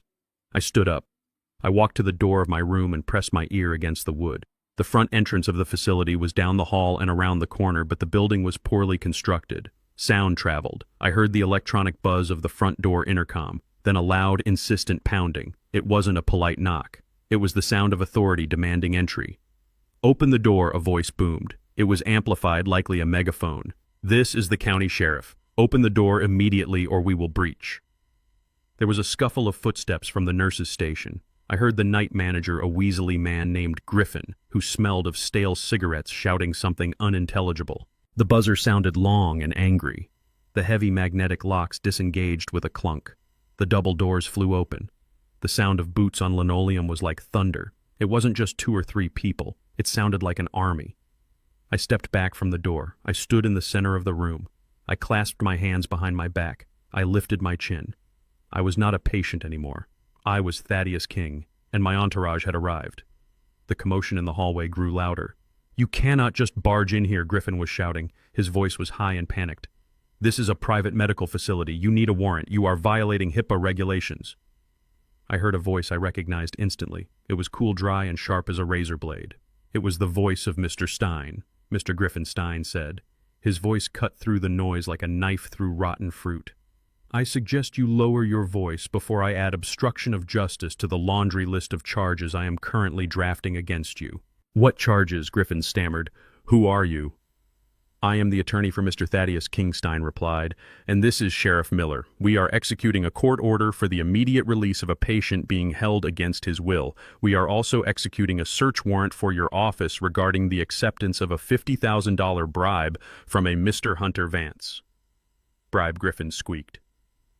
I do not know what you are talking about. We have the bank records, Griffin the sheriff's deep voice rumbled. We have the wire transfer. And we have the text messages on Mr. Vance's phone. Now step aside or you will be leaving in cuffs right now. There was a silence. A heavy, terrified silence. Then the sound of someone shuffling out of the way. Room 4. Stein barked, "Secure the perimeter." Heavy footsteps marched down the hall. They stopped outside my door. The handle turned. The door swung open. Light flooded the room. It wasn't the sickly yellow of the hallway fluorescence. It was the bright, clean beams of tactical flashlights. I blinked, my eyes adjusting. Mr. Stein stood in the doorway. He looked out of place in this hellhole. He was wearing a bespoke Italian suit that cost more than the annual budget of this entire facility. His silver hair was perfectly coiffed. He looked like a shark in a tuxedo. Behind him stood 4 men who were not lawyers. They were giants. They wore dark suits and earpieces. My personal security detail. And behind them the sheriff looking grim, Mr. Kingstein said. He stepped into the room, ignoring the filth on the floor. He looked me up and down. His eyes narrowed when he saw the hospital gown and the bruises on my arms from the rough handling earlier. I am Feinstein, I said. My voice was strong, clear, no trace of the senile wobble I had affected for the last 2 days. Get me out of here. Stein nodded. He turned to the giant closest to him. Get his clothes, he ordered. The bodyguard nodded. He didn't have to go far. He turned and walked out to the Lincoln Navigator parked right at the front door. Griffin appeared in the doorway, flanked by a deputy. He looked at me, his eyes bulging. Wait, he stammered. He is lucid. The intake form said he was catatonic. Advanced dementia. He didn't know his own name. I looked at Griffin. I let him see the intelligence in my eyes. I let him see the cold, calculating rage. I know my name, Mr. Griffin, I said softly, and I know yours. I also know that you took cash to keep me sedated and locked in this room without proper medical evaluation. You are going to lose your license. You are going to lose this facility, and you are going to spend a very long time in a cell much smaller than this one. Griffin turned pale. He slumped against the doorframe, defeated. The bodyguard returned. He was carrying a garment bag and a pair of polished leather shoes. He hung the bag on the hook behind the door. I unzipped it. Inside was my charcoal gray suit, a crisp white shirt, a silk tie, my cufflinks. It was my armor. Give us a moment, I said. Everyone turned their backs. I stripped off the hospital gown and threw it into the corner. It landed on a pile of dust bunnies. Good riddance. I dressed slowly, methodically. I buttoned the shirt. I fastened the cufflinks. I tied the tie in a perfect Windsor knot. I stepped into the trousers. I put on the shoes. When I turned around, I was no longer the victim. I was the CEO. I was the patriarch. I was the king. I am ready, I said. Stein smiled, a thin, predatory smile. The car is waiting, sir. We walked out of that room and I didn't look back. We marched down the hallway like a conquering army. The nurses and orderlies pressed themselves against the walls, eyes wide with fear and confusion. They had never seen a patient leave Happy Acres in a limousine. They had never seen a patient leave with a lawyer and a sheriff. We stepped out into the cool night air. It was 3 a.m. The city was quiet. The air tasted sweet. Stein held the door of the Navigator open for me. I slid into the leather seat. It was soft, warm, and smelled of expensive conditioner. Where to? Thaddeus Stein asked as he climbed in beside me. Home. No, I said. Not home. Not yet. Those vultures are sleeping in my bed. I don't want to see them until I am fully prepared. Take me to the Ritz-Carlton. The Ritz, Stein asked, raising an eyebrow. I need a shower, Stein. I need to scrub the smell of that place off my skin. I need a barber. And I need a steak. A porterhouse. Rare. Stein nodded to the driver. The Ritz-Carlton. And call ahead. Tell them Mr. King needs the presidential suite. We drove through the sleeping city. I watched the streetlights blur past the tinted windows. I felt a sense of calm settle over me. The panic was gone. The anger was still there, but it was controlled now. It was fuel. We arrived at the hotel. The staff was waiting. They didn't blink an eye at a man checking in at 3:30 in the morning with a lawyer and a security detail. They knew who I was. They ushered me into the private elevator. The suite was magnificent. Floor-to-ceiling windows overlooking the skyline, deep carpets, gold fixtures. It was the opposite of the storage room. It was the opposite of Happy Acres. I ordered the steak. I ordered a bottle of scotch. While I waited, I went into the bathroom. It was size of a small apartment. I turned on the shower. Hot. Scalding hot. I stood under the water for 20 minutes. I scrubbed my skin until it was red. I washed away the feeling of Camille's fake lemonade. I washed away the memory of Hunter's hands searching my pockets. I washed away the smell of betrayal. When I came out, the food was waiting. I ate like a starving man. The steak was perfect. The scotch burned pleasantly in my throat. I felt my strength returning. I felt the old Thaddeus King coming back to life. A barber arrived at 5 a.m. He shaved me with a straight razor, hot towels, and precision. He trimmed my hair. He massaged my scalp. When he was done, I looked in the mirror. The man staring back at me was not a victim. He was a warrior. The lines on my face were not signs of weakness. They were battle scars. My eyes were clear and sharp. Stein was sitting in the living area going over documents on his tablet. The sheriff has secured the evidence from the nursing home, Stein said without looking up. Griffin is in custody. He is singing like a canary. He confirmed Hunter paid him. He confirmed the medical documents were falsified. We have enough to put Hunter away for 20 years. And the others I asked. Jasmine and Camille are accomplices. Conspiracy, fraud, elder abuse, they are looking at serious time too. But the sale of the company is the linchpin. Once Hunter signs that document as your guardian, he commits federal fraud. That is the nail in the coffin. What time is the meeting, I asked. 9 a.m., Stein said. At your corporate headquarters. Apex Corp is bringing their legal team. Hunter thinks he is walking out of there with a check for $15 million. I walked over to the window. I looked down at the city I had helped build. I saw the cranes in the distance. I saw the highways. I saw the lights of thousands of homes. My family thought they could take this from me. They thought they could erase me. They thought I was just an old man who had served his purpose. They forgot that I was the one who poured the foundations.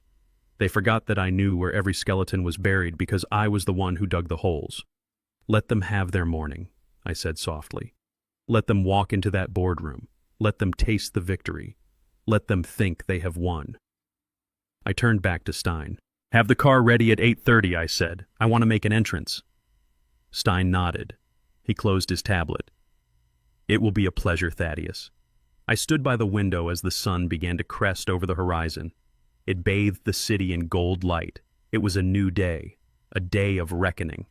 Tomorrow, I whispered to the glass, they will know who the new boss is. And then I smiled, because the new boss was the same as the old boss, and he was very, very angry. The elevator ride to the top floor of the King Construction headquarters was the longest 30 seconds of my life. I stood in the center of the car, flanked by Mr. Stein and the 2 federal agents who had joined us in the lobby. I watched the numbers climb on the digital display. Floor 10, floor 15, floor 20. With every ding of the passing floors, I felt the weight of the last 3 days falling away. The confused old man in the stained sweatpants was gone. The victim who had been drugged and dumped in a warehouse was gone.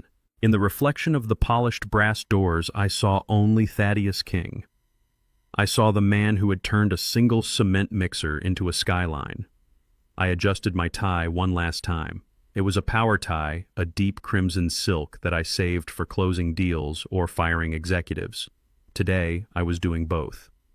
The elevator doors slid open.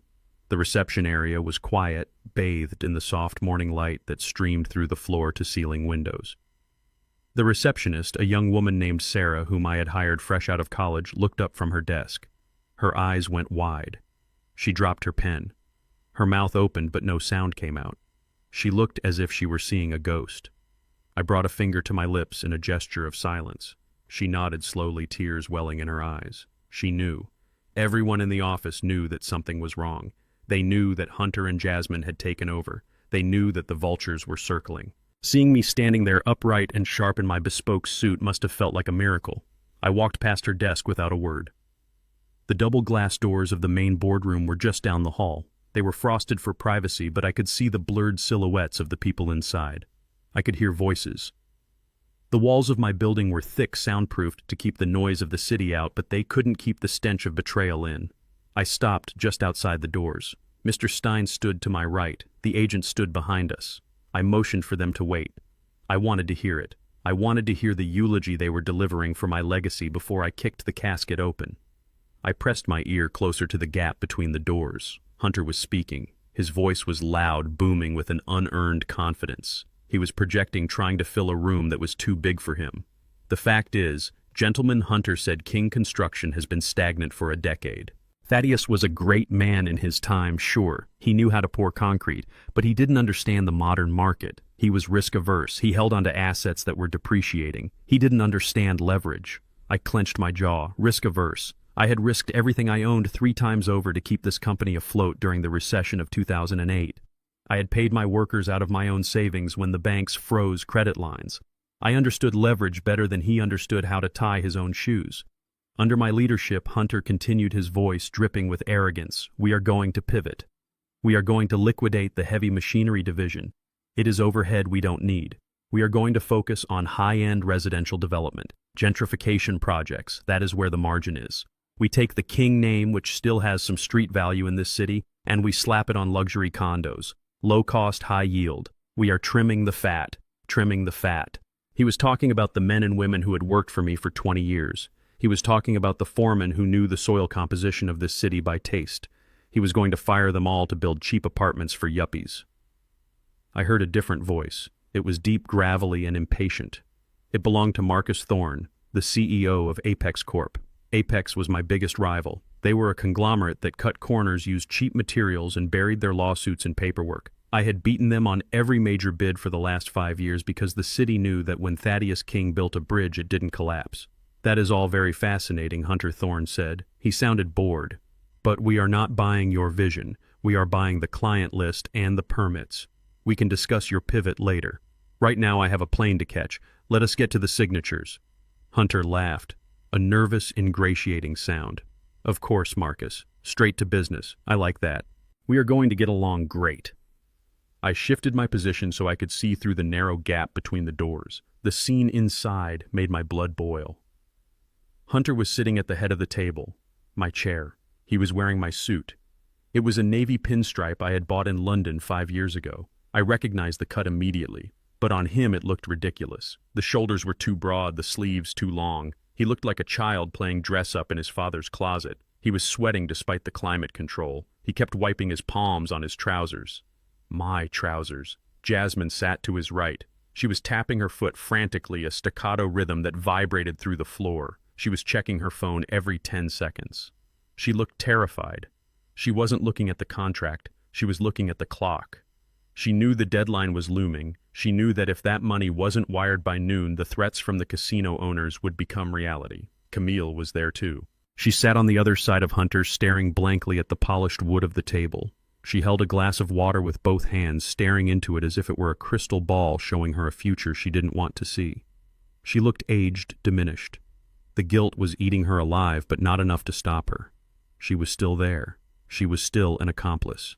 The table was covered in documents. Thick stacks of paper representing the dismemberment of my life's work. Thorne sat opposite Hunter, flanked by 2 lawyers who looked like Dobermans in suits. They were watching Hunter with open contempt. They knew they were stealing this company. They knew the $15 million price tag was a fraction of its true value.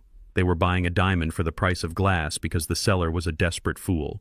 So one of the Apex lawyers said, sliding a heavy document across the table, "This is the transfer of ownership agreement, and this is the affidavit of guardianship. We have reviewed the medical certificate provided by Dr. Rogers. It seems to be in order. It is," Hunter said quickly. He grabbed a pen. It was my Mont Blanc fountain pen. the one with the gold nib. He didn't even know how to hold it properly. He gripped it like a crayon. It is tragic, really, a rapid decline, but we are doing what is best for him. The proceeds from this sale will ensure he gets the best care possible for the remainder of his life. Jasmine let out a small, choked sound. Hunter kicked her under the table. "Sign it, Hunter," she hissed. "Just sign it." Hunter uncapped the pen. He looked at the document. He looked at the check sitting in the center of the table. $15 million. He licked his lips. Greed radiated off him like heat from a pavement. "I am signing as the legal guardian of Thaddeus King Hunter," announced grandly, effectively transferring all rights and titles to Apex Corporation. He lowered the pen to the paper. The tip hovered millimeters from the signature line. The room held its breath. Thorne leaned forward. Jasmine stopped tapping her foot. Camille closed her eyes. This was it. The moment of death. The moment my legacy was signed away by a thief wearing my clothes. I signaled to Stein. Now. I didn't open the door. I kicked it. I put the heel of my polished leather shoe right next to the handle and drove it forward with all the strength in my leg. The double doors flew open with a crash that sounded like a gunshot. The glass panels rattled in their frames. The noise was explosive, shocking. Inside the room, everyone jumped. Hunter jerked so hard the pen flew out of his hand and skittered across the polished table. Jasmine screamed. Thorne stood up, knocking his chair over. I stepped into the room. I didn't rush. I walked with the slow, heavy cadence of a man who owns the ground he walks on. I let the door swing shut behind me, revealing Stein and the federal agents blocking the exit. I stopped at the end of the long table directly opposite Hunter. I looked at him. I looked at the suit that didn't fit. I looked at the sweat on his upper lip. I looked at the terror that was rapidly replacing the arrogance in his eyes. The silence in the room was absolute. It was a vacuum. No one breathed. No one moved. They were staring at a dead man walking. I reached out and picked up the Mont Blanc pen from where it had rolled. I inspected it. I wiped a smudge of Hunter's sweat from the barrel with my thumb. "That pen is too heavy for your hand, son," I said. My voice was low, calm, and deadly.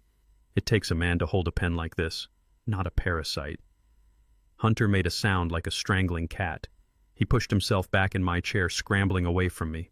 "Thad," he squeaked. "You are. You are supposed to be. Dead," I finished for him. "Comatose. Drooling in a bed at Happy Acres. Is that what you were going to say?" Camille let out a wail. She covered her face with her hands. Jasmine was frozen, her mouth open, her eyes wide with shock. "Who is this?" Thorne barked, looking from me to Hunter. "You said he was incapacitated. You said he didn't know his own name." I turned my gaze to Thorne. I knew Marcus Thorne. He was a ruthless businessman, but he wasn't a fool. "Hello, Marcus," I said pleasantly. "I see you are trying to buy my company for pennies on the dollar. I always knew you were a vulture, but I didn't think you would stoop to picking carrion from a living man," Thaddeus Thorne said. He looked at the papers on the table, then back at me. His eyes narrowed. He realized instantly that the deal was radioactive. "This meeting is over," he signaled to his lawyers. They started packing their briefcases immediately. "Wait!" Hunter shouted.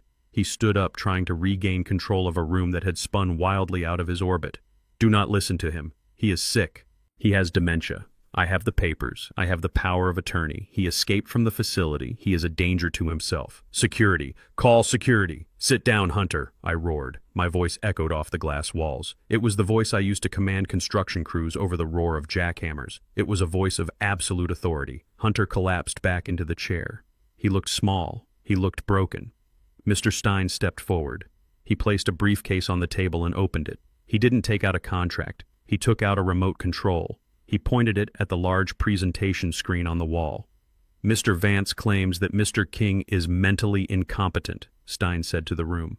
"He claims he has medical proof. We would like to present a counter-argument." He pressed a button. The screen flickered to life. The video was grainy, high-contrast black and white. It was the footage from the camera in my study. It showed Hunter and Camille breaking into the safe. It showed them laughing. "Once we gentrify the kitchen," Hunter's voice boomed from the speakers, "we can list it for $2 million. The video cut. A new clip played. It was Jasmine in the kitchen pouring champagne. "I owe them $400,000, she was sobbing on screen. "If I don't wire the money by Friday, they are going to cut off my fingers." The video cut again. This was the worst one. It was the footage from the storage room. It showed Camille handing me the poisoned tea. It showed me falling. and it showed Hunter searching my unconscious body, ripping my clothes, cursing me for not dying fast enough. "You should have just died, old man," the Hunter on the screen whispered. The video ended. The screen went black. The silence in the boardroom was heavy, suffocating. Every person in that room had just witnessed a conspiracy to commit murder. Thorne looked at Hunter with pure disgust. "You make me sick," he spat. He turned to me. "Thaddeus, I had no idea. We were told." "Get out, Marcus," I said cold. "Get out of my building. And if I ever see you or your lawyers near my property again, I will bury you under so many lawsuits your grandchildren will be paying the legal fees." Thorne didn't argue. He and his team fled the room as if the building were on fire. Now it was just us, the family, and the law. Hunter was shaking. He was white as a sheet. Jasmine was crying, silent tears running down her tanned cheeks. Camille was rocking back and forth, muttering to herself. I walked to the head of the table. I stood over Hunter. "You wanted to be the king," I said softly. "You wanted the throne. You wanted the power. Well, here it is." I gestured to the agents. "Take him." The agents moved in. They pulled Hunter out of my chair. They spun him around and slammed him against the table. The sound of handcuffs ratcheting shut was the sweetest sound I had ever heard. "You are under arrest for fraud, conspiracy, elder abuse, and attempted murder," the agent recited. "No," Hunter screamed. "It was her. It was Jasmine. She made me do it. She owed the money. I just wanted to help. He was a coward to the end, throwing his wife under the bus to save himself." Jasmine looked up. Her eyes were full of betrayal. "You bastard," she screamed. "You said you would fix it. You said he wouldn't wake up." I looked at my daughter, the girl I had protected from the world. "And you, Jasmine," I said, "you sold your father for a spin of the roulette wheel. You pawned my life to pay for your addiction. Daddy, please," she wailed. "They were going to hurt me. I was scared." "You should be scared," I said. "You should be terrified. Because the people you owe money to, they are nothing compared to what the federal government is going to do to you." The second agent handcuffed Jasmine. She collapsed weeping, dragging the agent down with her. Camille looked up at me. Her eyes were red, swollen. "Thad," she whispered, "I am sorry. I didn't want to hurt you. I love you." I looked at her. I looked at the pearls I had given her. I looked at the hands that had mixed the poison. "No, Camille," I said. "You don't love me. You love the life I gave you, and you were willing to kill the man to keep the lifestyle."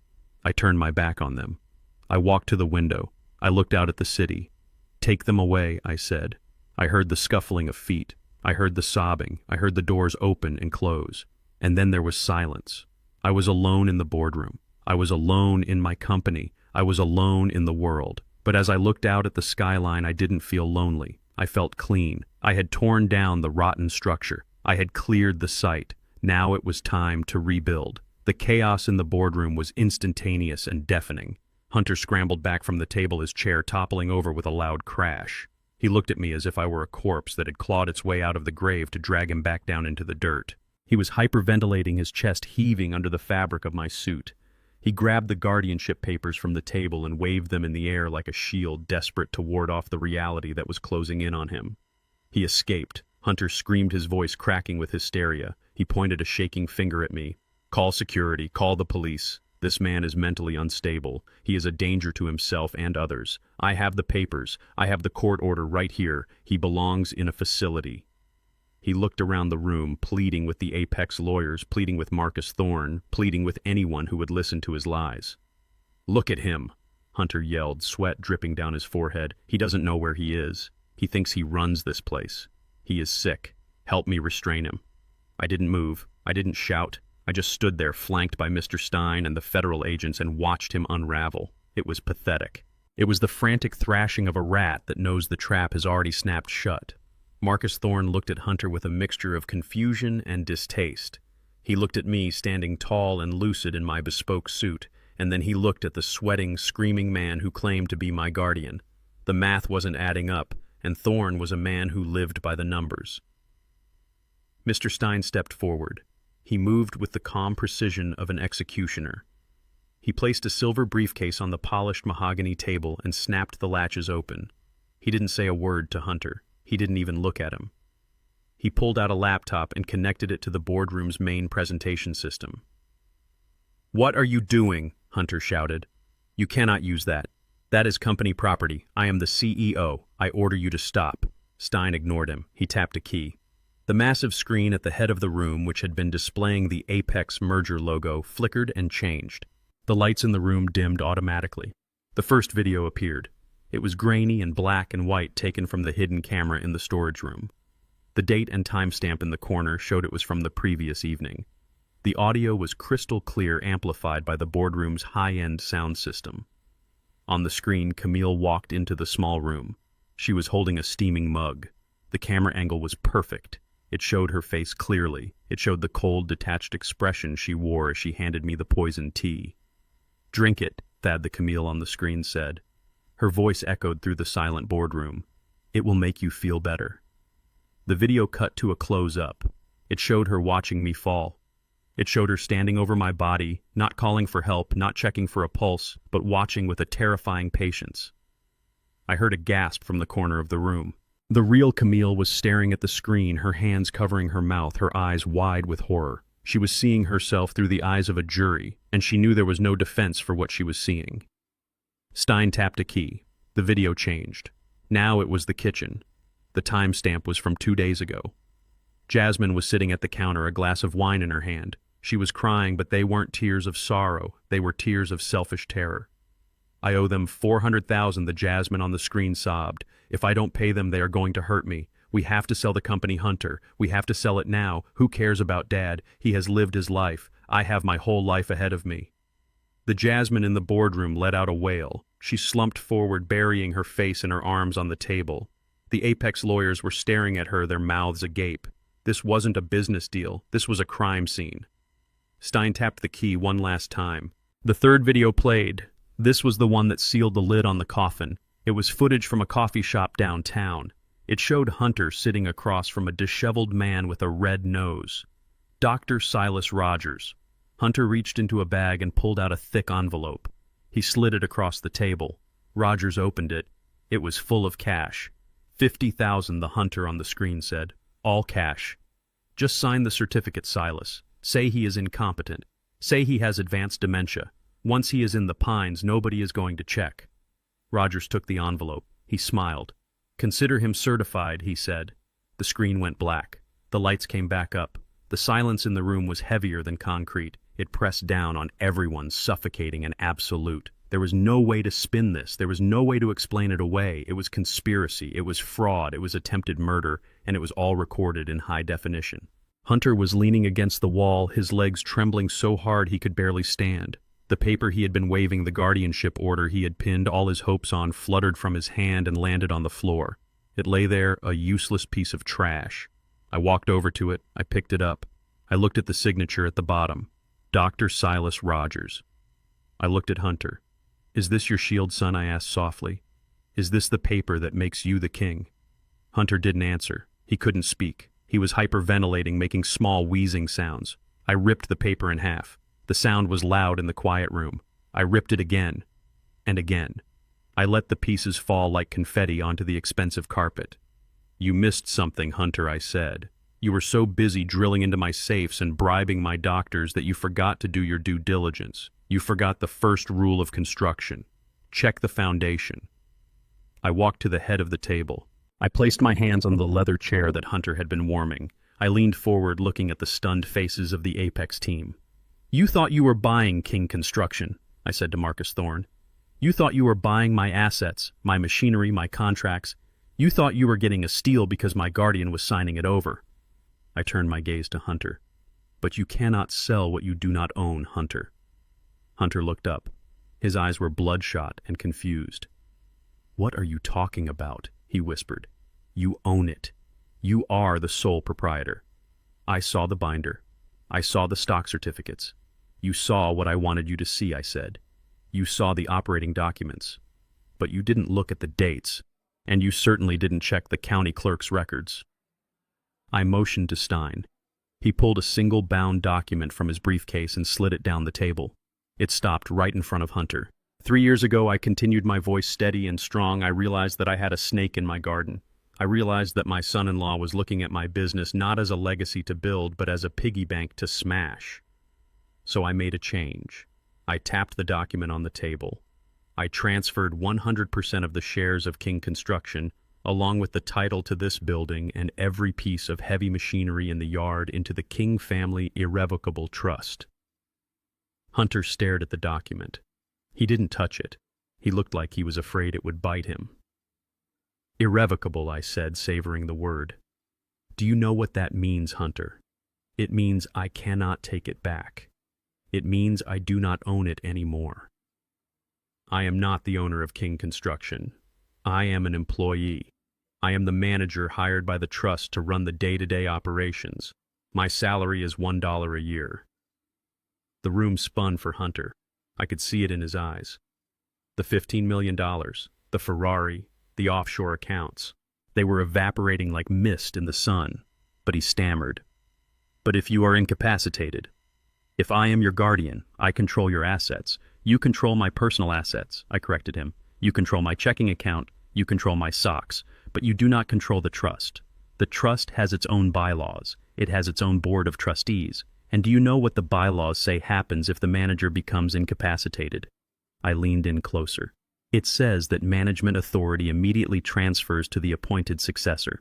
It does not go to family. It does not go to a guardian. It goes to the person I named 3 years ago. Who? Hunter whispered. Who is it? I smiled. It was a cold, hard smile. Mrs. Etta, I said. Hunter's jaw dropped. Etta, he choked out. The housekeeper. The woman you treated like furniture for 18 years, I said. The woman you ignored. The woman you disrespected. She is the trustee.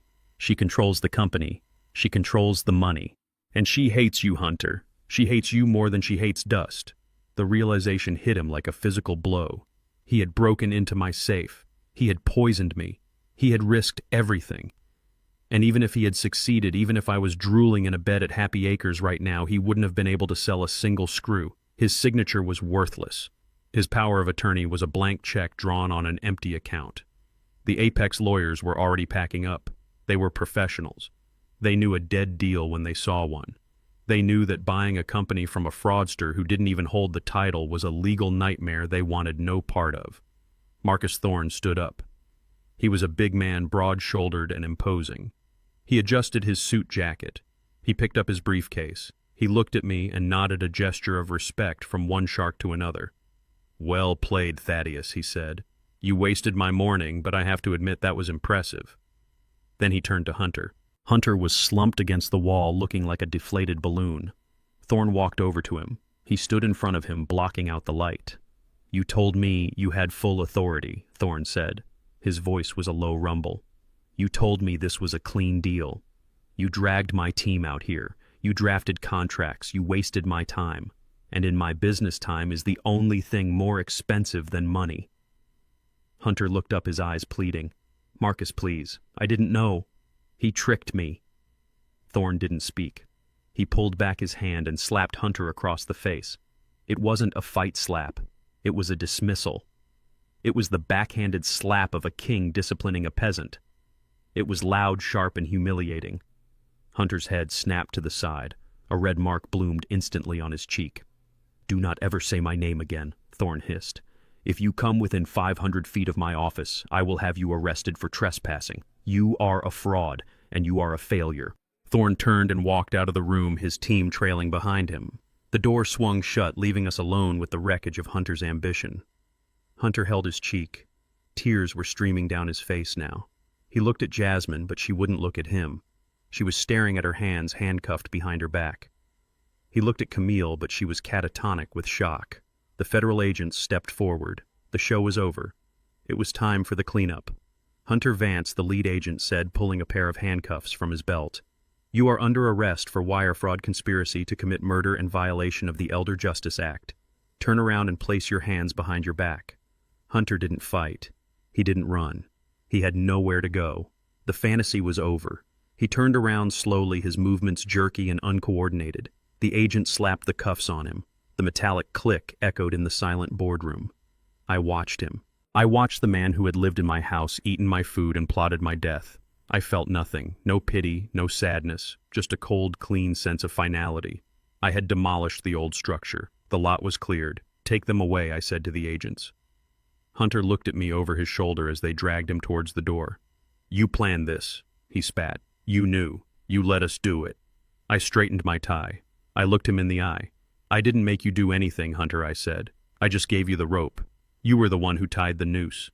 The agents marched them out, Hunter weeping and stumbling, Jasmine silent and broken, Camille looking back at me one last time with eyes that begged for a mercy I didn't have. I stood alone in the boardroom. I looked at the empty chairs. I looked at the screen that was now dark. I took a deep breath. The air in the room felt lighter. The stench of betrayal was gone.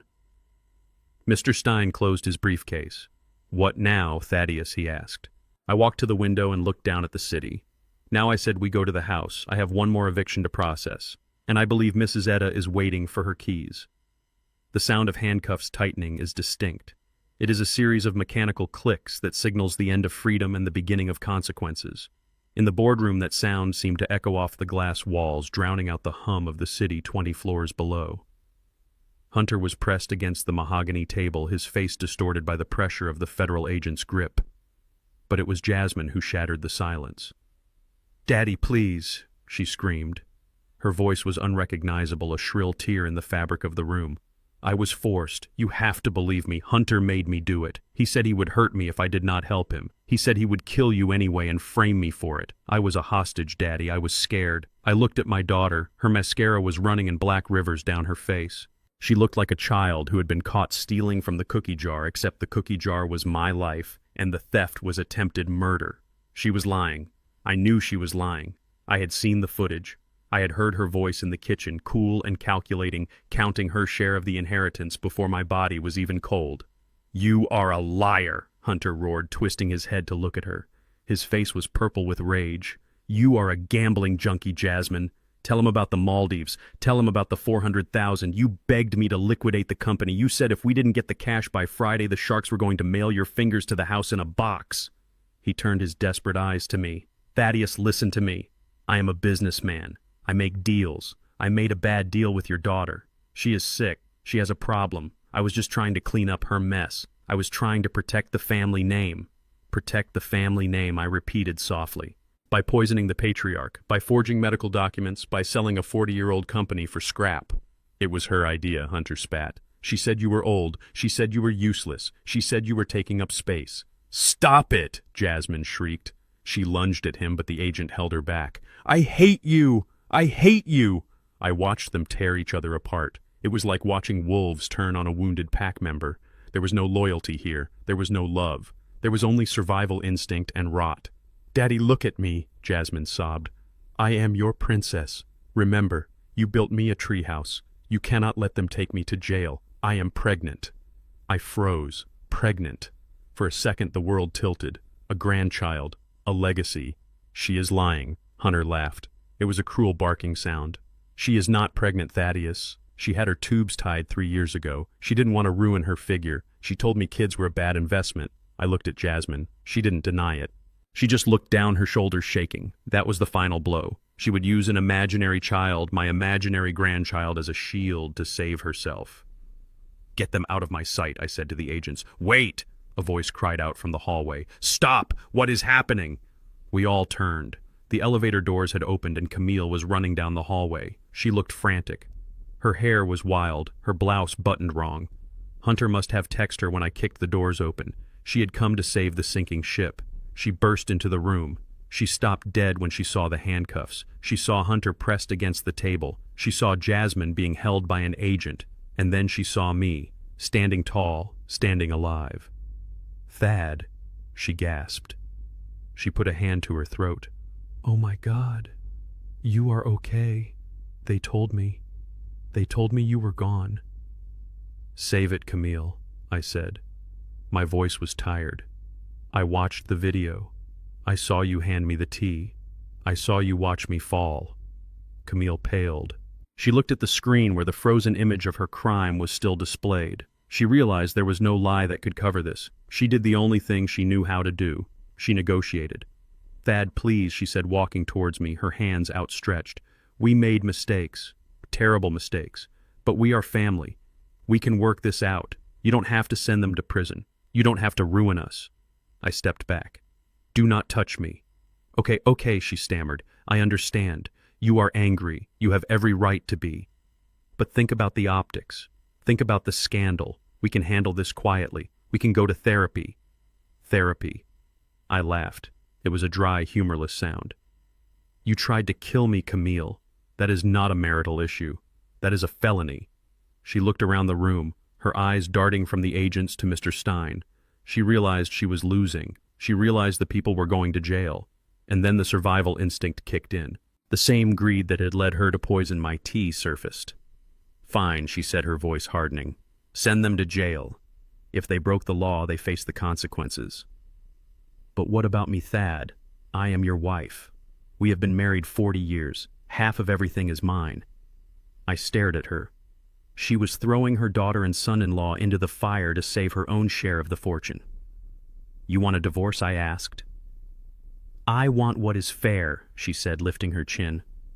I want my half of the assets. And I want the house. It is the marital home. You cannot kick me out of my own home. I have rights. The house, I said. You want the house? Yes, she said. It is the least you can do after putting me through this. I looked at Mr. Stein. He was smiling. It was a small, cold smile. He reached into his briefcase and pulled out a blue file folder. He didn't hand it to me. He handed it to Camille. What is this? She asked, taking it with trembling hands. Open it, I said. She opened the folder. She scanned the first page, her brow furrowed. This is a deed, she said, from 20 years ago, when we transferred the house to my brother Marcus. Keep reading, I said. She flipped the page. Marcus sold it, she murmured. 2 months later. He sold it to Blue Heron Holdings. She looked up at me, confused. We did that for tax purposes, Thad, she said. You remember? The IRS was auditing your company. I told you we needed to protect the house. I told you to put it in Marcus's name so they couldn't seize it. And then Marcus sold it to a shell company to keep it safe. You told me you managed Blue Heron Holdings. I shook my head. No, Camille. You told me to transfer it to Marcus because you were planning to leave me back then too. You thought if it was in your brother's name you could kick me out during the divorce. But Marcus was a gambler just like your daughter. He needed cash. He sold the house to the first LLC that made an offer. So what? She snapped. You bought it back. You run Blue Heron Holdings. It is your shell company. That makes it a marital asset. I walked over to the window. I looked out at the city. I do not own Blue Heron Holdings, Camille. I never did. Then who does she demanded? The elevator dinged. The door slid open. A woman stepped out. She was not wearing a uniform. She was not wearing the gray apron she had worn every day for 18 years. She was wearing a cream-colored suit that fit her perfectly. She wore a hat with a wide brim and carried a leather handbag. She walked with her head held high, her spine straight. It was Mrs. Etta. Camille looked at her. She frowned. Etta, she barked. What are you doing here? Who told you to come here? Go home and clean up the mess in the kitchen. Etta didn't stop walking. She walked right past Camille. She walked past Hunter and Jasmine. She walked up to the mahogany table. I said go home, Camille shrieked. Do you hear me? You are the help. You do not belong in a boardroom. Etta stopped. She turned slowly to face Camille. She didn't look down. She looked Camille dead in the eye. I am not the help, Camille, Etta said. Her voice was calm, measured, and dignified. Not anymore. What are you talking about? Camille scoffed. Thad, tell her to leave. She is embarrassing herself. She owns it, I said. Camille froze. What? Blue Heron Holdings, I said. The company that bought the house from your brother 20 years ago. It belongs to Mrs. Etta Washington. Camille's mouth fell open. She looked from me to Etta and back again. She laughed a high, nervous sound. That is ridiculous. She is a maid. She doesn't have any money. She had money, I said. Her husband had a life insurance policy. A good one. When your brother put the house on the market for quick cash, Etta came to me. She wanted to invest. She wanted to help me save my home. So she bought it, and she leased it back to me for $1 a year. I looked at Etta. She smiled at me, a warm, genuine smile. For 20 years, I continued, you have treated this woman like furniture. You yelled at her. You made her scrub floors on her knees. You made her eat in the laundry room. You didn't even know her last name. You thought she was serving you. But for 20 years you have been living in her house, you have been sleeping under her roof. Camille turned pale. She started to shake. "No," she whispered. "That is not possible. It is a trick. It is a deed," Mr. Stein said. He tapped the folder in Camille's hand. "Look at the signature on the incorporation papers. Etta Washington, sole proprietor." Camille dropped the folder. It hit the floor with a slap. "So the house," she whispered, "is mine?" Etta said. Etta reached into her handbag. She pulled out a heavy ring of keys. The keys to the front door. The keys to the back door. The keys to the garage. She tossed them onto the polished mahogany table. The metal slid across the wood and stopped right in front of Camille. "I have watched you for 18 years, Camille," Etta said. "I watched you spend this man's money. I watched you ignore him. I watched you plot against him. I cooked your food. I washed your clothes. I raised your daughter while you were at the spa. And I kept my mouth shut. Because Mr. Thad asked me to. Because he loved you." She took a step closer to Camille. "But you broke his heart. And then you tried to stop his heart." Etta leaned in. Her voice dropped to a whisper that carried to every corner of the room. "I gave you 18 years to be decent. I gave you 18 years to be kind. I gave you 18 years to treat me like a human being. But you used up all your chances." Etta pointed a manicured finger at the door. "You are evicted, Camille. You and your children. I want you out of my house. You have 1 hour to pack your bags. Anything left after 60 minutes goes to the curb for the trash collectors." But Camille stammered. "My clothes, my jewelry, my furs." "Your jewelry belongs to the estate to pay for your legal defense," Stein interjected. "Your furs are likely considered proceeds of fraud given the credit card theft. I suggest you pack warm socks. Prison is cold." Camille looked around the room. She looked for an ally. She looked for a way out. She saw Hunter in handcuffs. She saw Jasmine weeping. She saw me standing with my back to the window untouchable.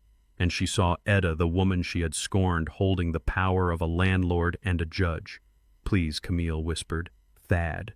Etta, where will I go?" "I don't know," Etta said. "And frankly, my dear, I don't give a damn." Etta turned to me. "Are we done here, Mr. Thad?" "We are done, Etta," I said. "Let's go," she said. "I have to call a locksmith. I am changing the locks at noon." She turned and walked out of the boardroom. She didn't look back. She walked with the rhythm of a queen who had just reclaimed her kingdom. I looked at the agents. "Get them out of here," I said. The agents hauled Hunter and Jasmine to their feet. They dragged them towards the door. Camille stood frozen for a moment longer, staring at the keys on the table. Then with a wail of despair, she ran after them, chasing the police escort, terrified of being left behind, terrified of being alone in a world she no longer owned. The room emptied. Silence returned. I stood there for a long time. I looked at the keys Etta had thrown. I looked at the Mont Blanc pen Hunter had dropped. It was over. The lie was over. Mr. Stein closed his briefcase with a snap. "That went well," he said. "Yes," I said. "It did." I walked out of the boardroom. I walked past the receptionist, who was now typing furiously on her phone. I walked into the elevator. I had one more stop to make, one final piece of business, and then I had a plane to catch. The boardroom was clearing out, but the air was still vibrating with the violence of the arrests. The federal agents were efficient machines moving with a practiced rhythm that offered no room for negotiation or escape. They hauled Hunter up from the table where they had pinned him. His face was pressed against the mahogany, leaving a smear of sweat and grease on the finish I had polished myself for 20 years. He was red-faced and sputtering, struggling against the metal cuffs that bit into his wrists. He looked at me with eyes that were no longer human. They were the eyes of a cornered animal, wild and uncomprehending. "You cannot do this to me, Thaddeus," he screamed, his voice cracking and raw. "Do you know who I am? I have friends. I have connections in this city. I will sue you for everything you have. I will bury you in litigation until you are begging for mercy." I walked over to him, stopping just outside of spitting distance. I looked at this man who had come into my home, who had eaten at my table, who had slept in my bed. He was wearing my suit, but he had never looked smaller. "You have no friends, Hunter," I said, my voice low and steady. "You have accomplices, and they are all going to prison just like you. And as for connections, the only connection you have left is with the federal penitentiary system." Hunter thrashed in the grip of the agents. He spat on the floor, a glob of saliva landing near my shoe. "I was going to fix this place," he hissed. "I was going to make it classy. I was going to erase your tacky legacy and build something real. I was going to gentrify this whole company." I smiled. It was a cold expression that didn't reach my eyes. Gentrify. That was his favorite word. He used it like a weapon. He used it to describe erasing the history of neighborhoods. He used it to describe pricing people out of their own homes. He used it to describe painting over the soul of a place with a coat of beige paint. He wanted to take the black excellence I had built, the grit and the sweat and the history, and sanitize it for a market that didn't care about where we came from. "You wanted to gentrify my assets?" I asked, leaning in close so only he could hear the steel in my voice. "You wanted to whitewash my name. Well, son, I have news for you. I just gentrified you right out of human society. You are evicted. Permanently." Hunter stared at me, his mouth working silently. The reality of his situation finally crashed down on him. He wasn't going to be a developer. He wasn't going to be a CEO. He was going to be an inmate. The agents shoved him forward, marching him towards the door. He tried to dig his heels into the carpet, but he was powerless against their momentum. He was dragged out, still screaming threats that no one was listening to anymore. I turned to Jasmine. She was standing by the window, held by another agent. She wasn't screaming. She was weeping silent, hitching sobs that shook her whole body. She looked at me, and for a second I saw the little girl who used to wait for me on the porch steps when I came home from work.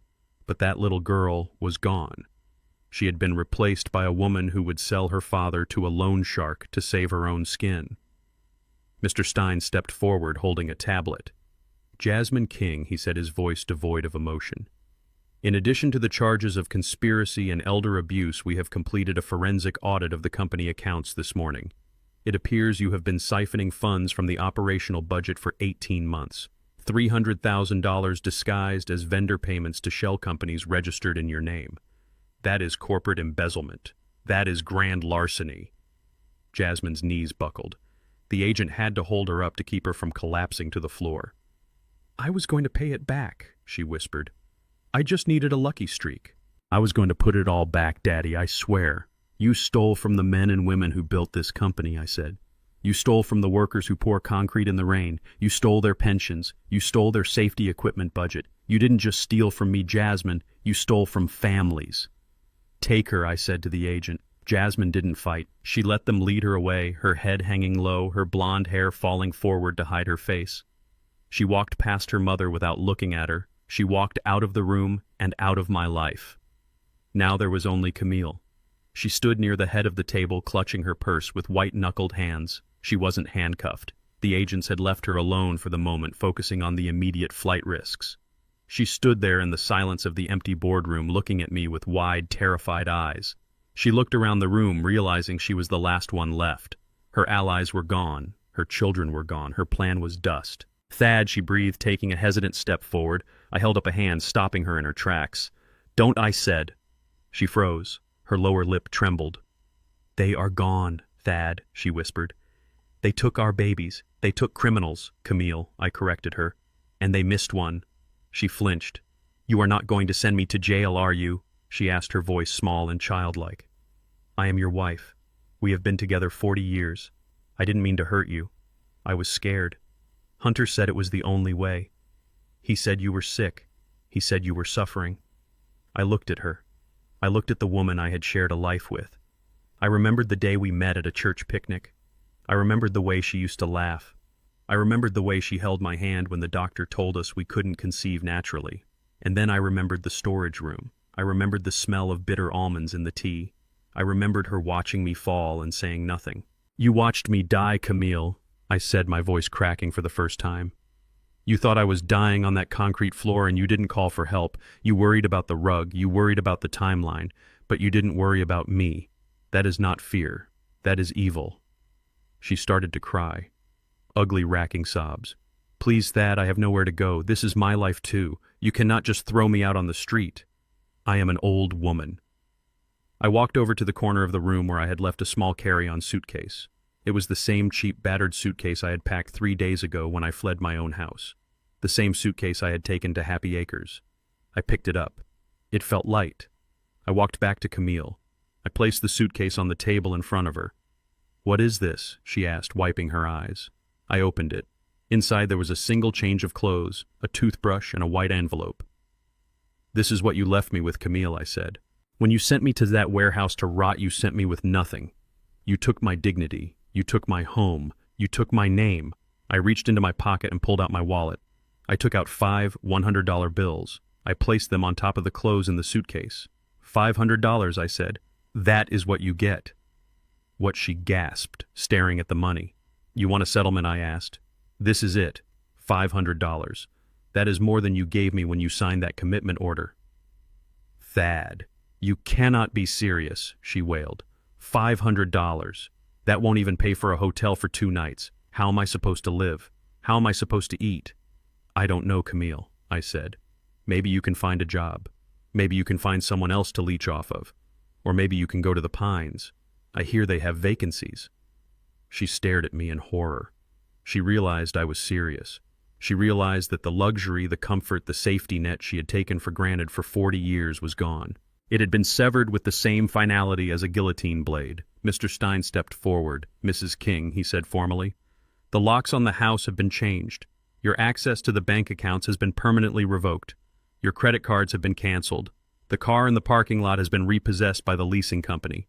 You are trespassing on private property. You have 5 minutes to vacate the premises before I ask the security team to escort you out." Camille looked from Stein to me. She looked for a crack in my armor. She looked for the husband who had always forgiven her, who had always given her what she wanted. She found only a stranger. "Thad, please," she whispered one last time. I closed the suitcase. I zipped it shut. I pushed it towards her. "Goodbye, Camille." She took the handle of the suitcase. Her hands were shaking so hard she almost dropped it. She looked at me with a mixture of hatred and despair. "I hope you rot in hell, Thaddeus King," she spat. "I am already in hell, Camille," I said calmly, "but at least I am the one holding the pitchfork now." She turned and walked out. She walked slowly, dragging the suitcase behind her. She looked small and frail. She looked like exactly what she was, a woman who had gambled everything on greed and lost. I waited until she was gone. I waited until the sound of her footsteps faded down the hallway. Then I turned to Stein. "Is it done?" I asked. "It is done," Stein said. "The deed is transferred. Mrs. Etta is the legal owner of the house. The company is secure in the trust. The accounts are locked down." "Good," I said. I adjusted my jacket. I checked my reflection in the darkened glass of the window. I looked tired. I looked older than my 68 years. But I looked free. I walked out of the boardroom. I walked down the hall past the weeping receptionist who was now typing a resume. I pressed the button for the elevator. The doors slid open. I stepped inside. I pressed the button for the lobby. As the doors began to close, I saw Camille at the end of the hallway. She was standing by the reception desk arguing with the security guard who was blocking her path back to the offices. She turned and saw me. Our eyes met through the narrowing gap. She reached out a hand towards me, her mouth opening in a silent scream of my name. I didn't blink. I didn't wave. I just watched her. The doors slid shut, cutting her off from my view, cutting her off from my world. The silence of the elevator enveloped me. I was alone. And for the first time in a long time, I could breathe. The morning sun hit the brick facade of the house on Elm Street, turning the dew on the lawn into 1,000 scattering diamonds. It was a Tuesday exactly 1 week since the federal agents had marched my family out of the boardroom in handcuffs. I stood on the sidewalk, my hands deep in the pockets of my trench coat, watching the house. For 40 years, this structure had been the center of my universe. I knew every shim in the door frames.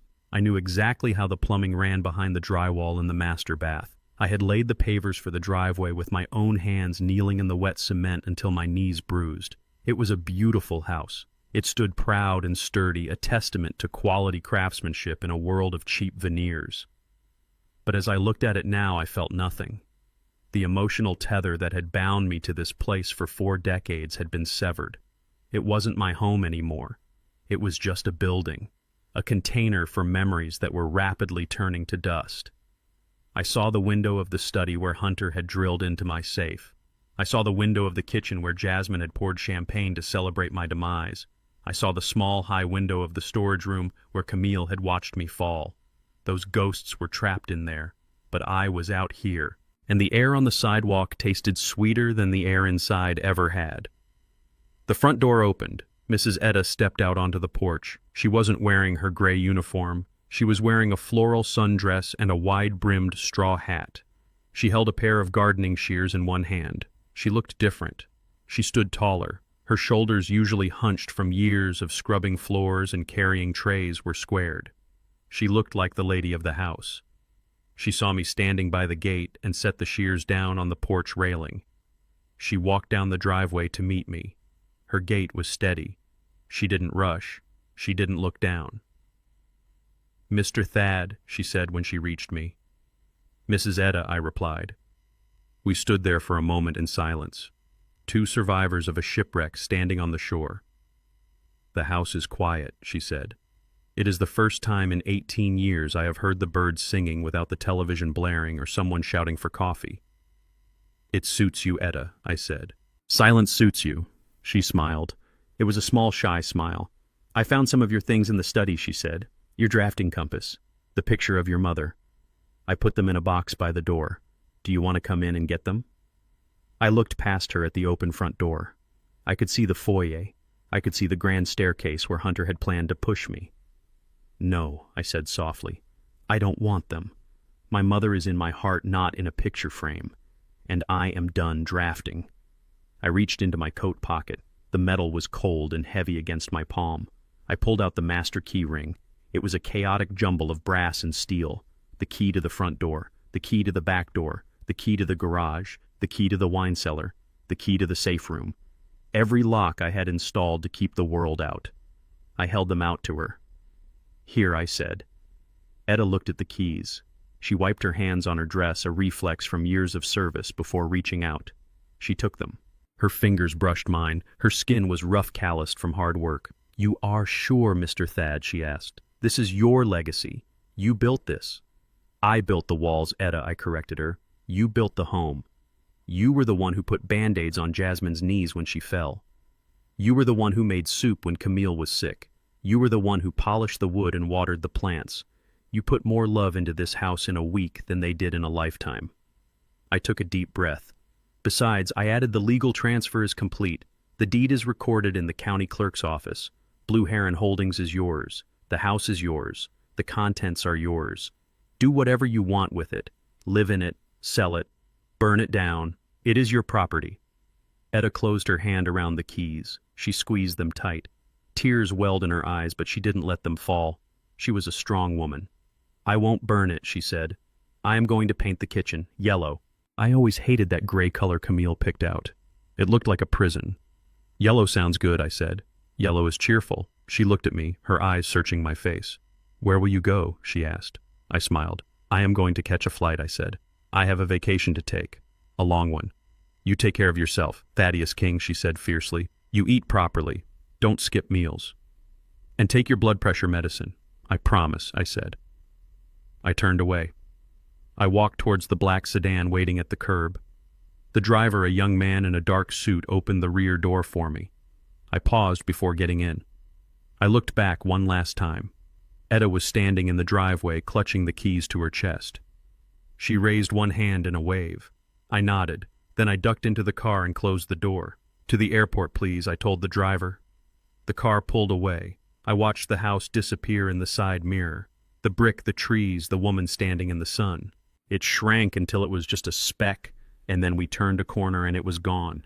I didn't feel sad. I didn't feel a sense of loss. I felt like a diver coming up for air after being held underwater for too long.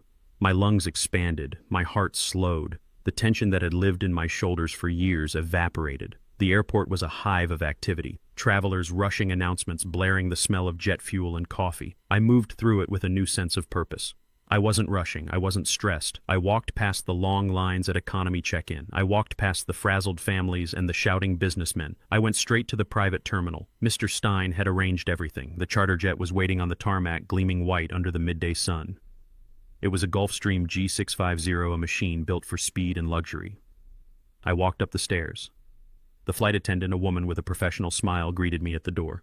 "Welcome aboard, Mr. King," she said. "Can I get you anything before takeoff?" "Champagne," I said.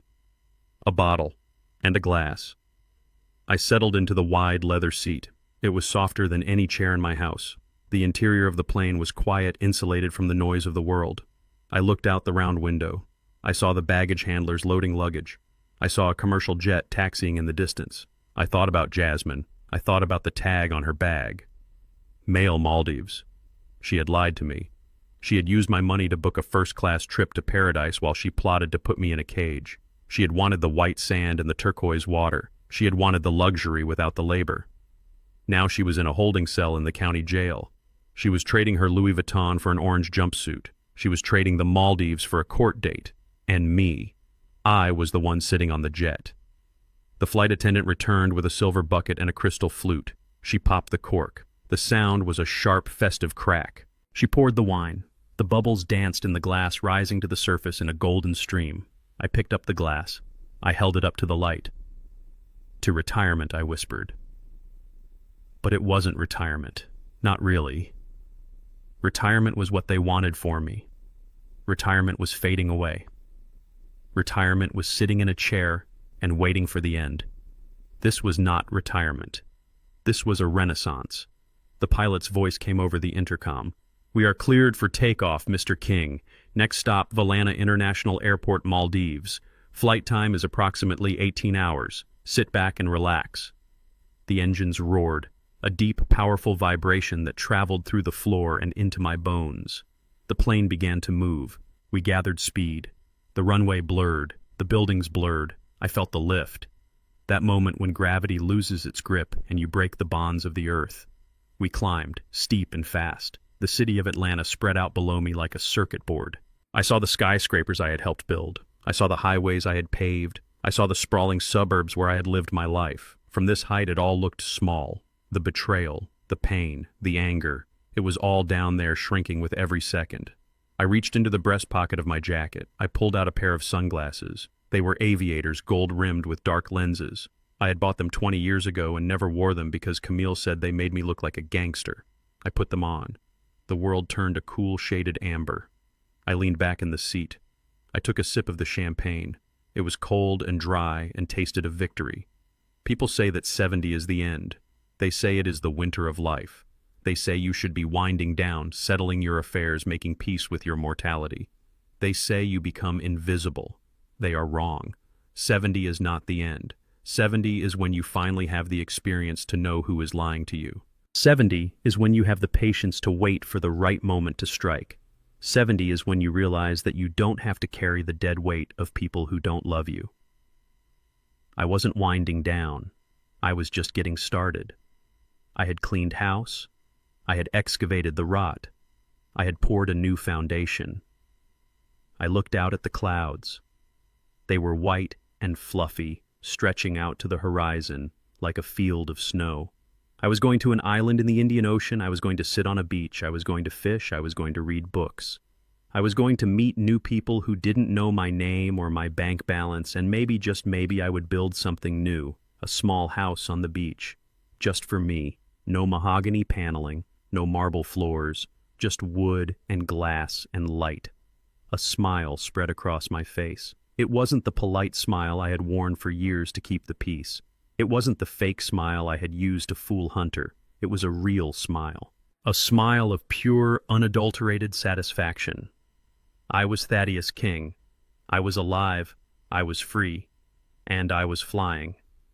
The screen of the world outside faded to a brilliant, blinding white as we punched through the cloud layer and into the sun. Fade to black. My story taught me a painful but necessary truth. Generosity without boundaries is not love. It is self-destruction. I spent 40 years building a legacy for people who only saw me as an obstacle between them and a bank account. I thought providing for them was my duty, but I was merely feeding their greed until it consumed their humanity. The hardest lesson was accepting that shared blood does not guarantee loyalty. True family are the people who stand by you when you have nothing to offer but yourself. Never let anyone convince you that your time is over or that you are too old to fight back. Your dignity is the one asset no one can ever steal unless you let them. If you enjoyed watching Justice Be Served, please hit the like button and subscribe to the channel for more stories of redemption. Let me know in the comments, would you have forgiven them or did they get exactly what they deserved?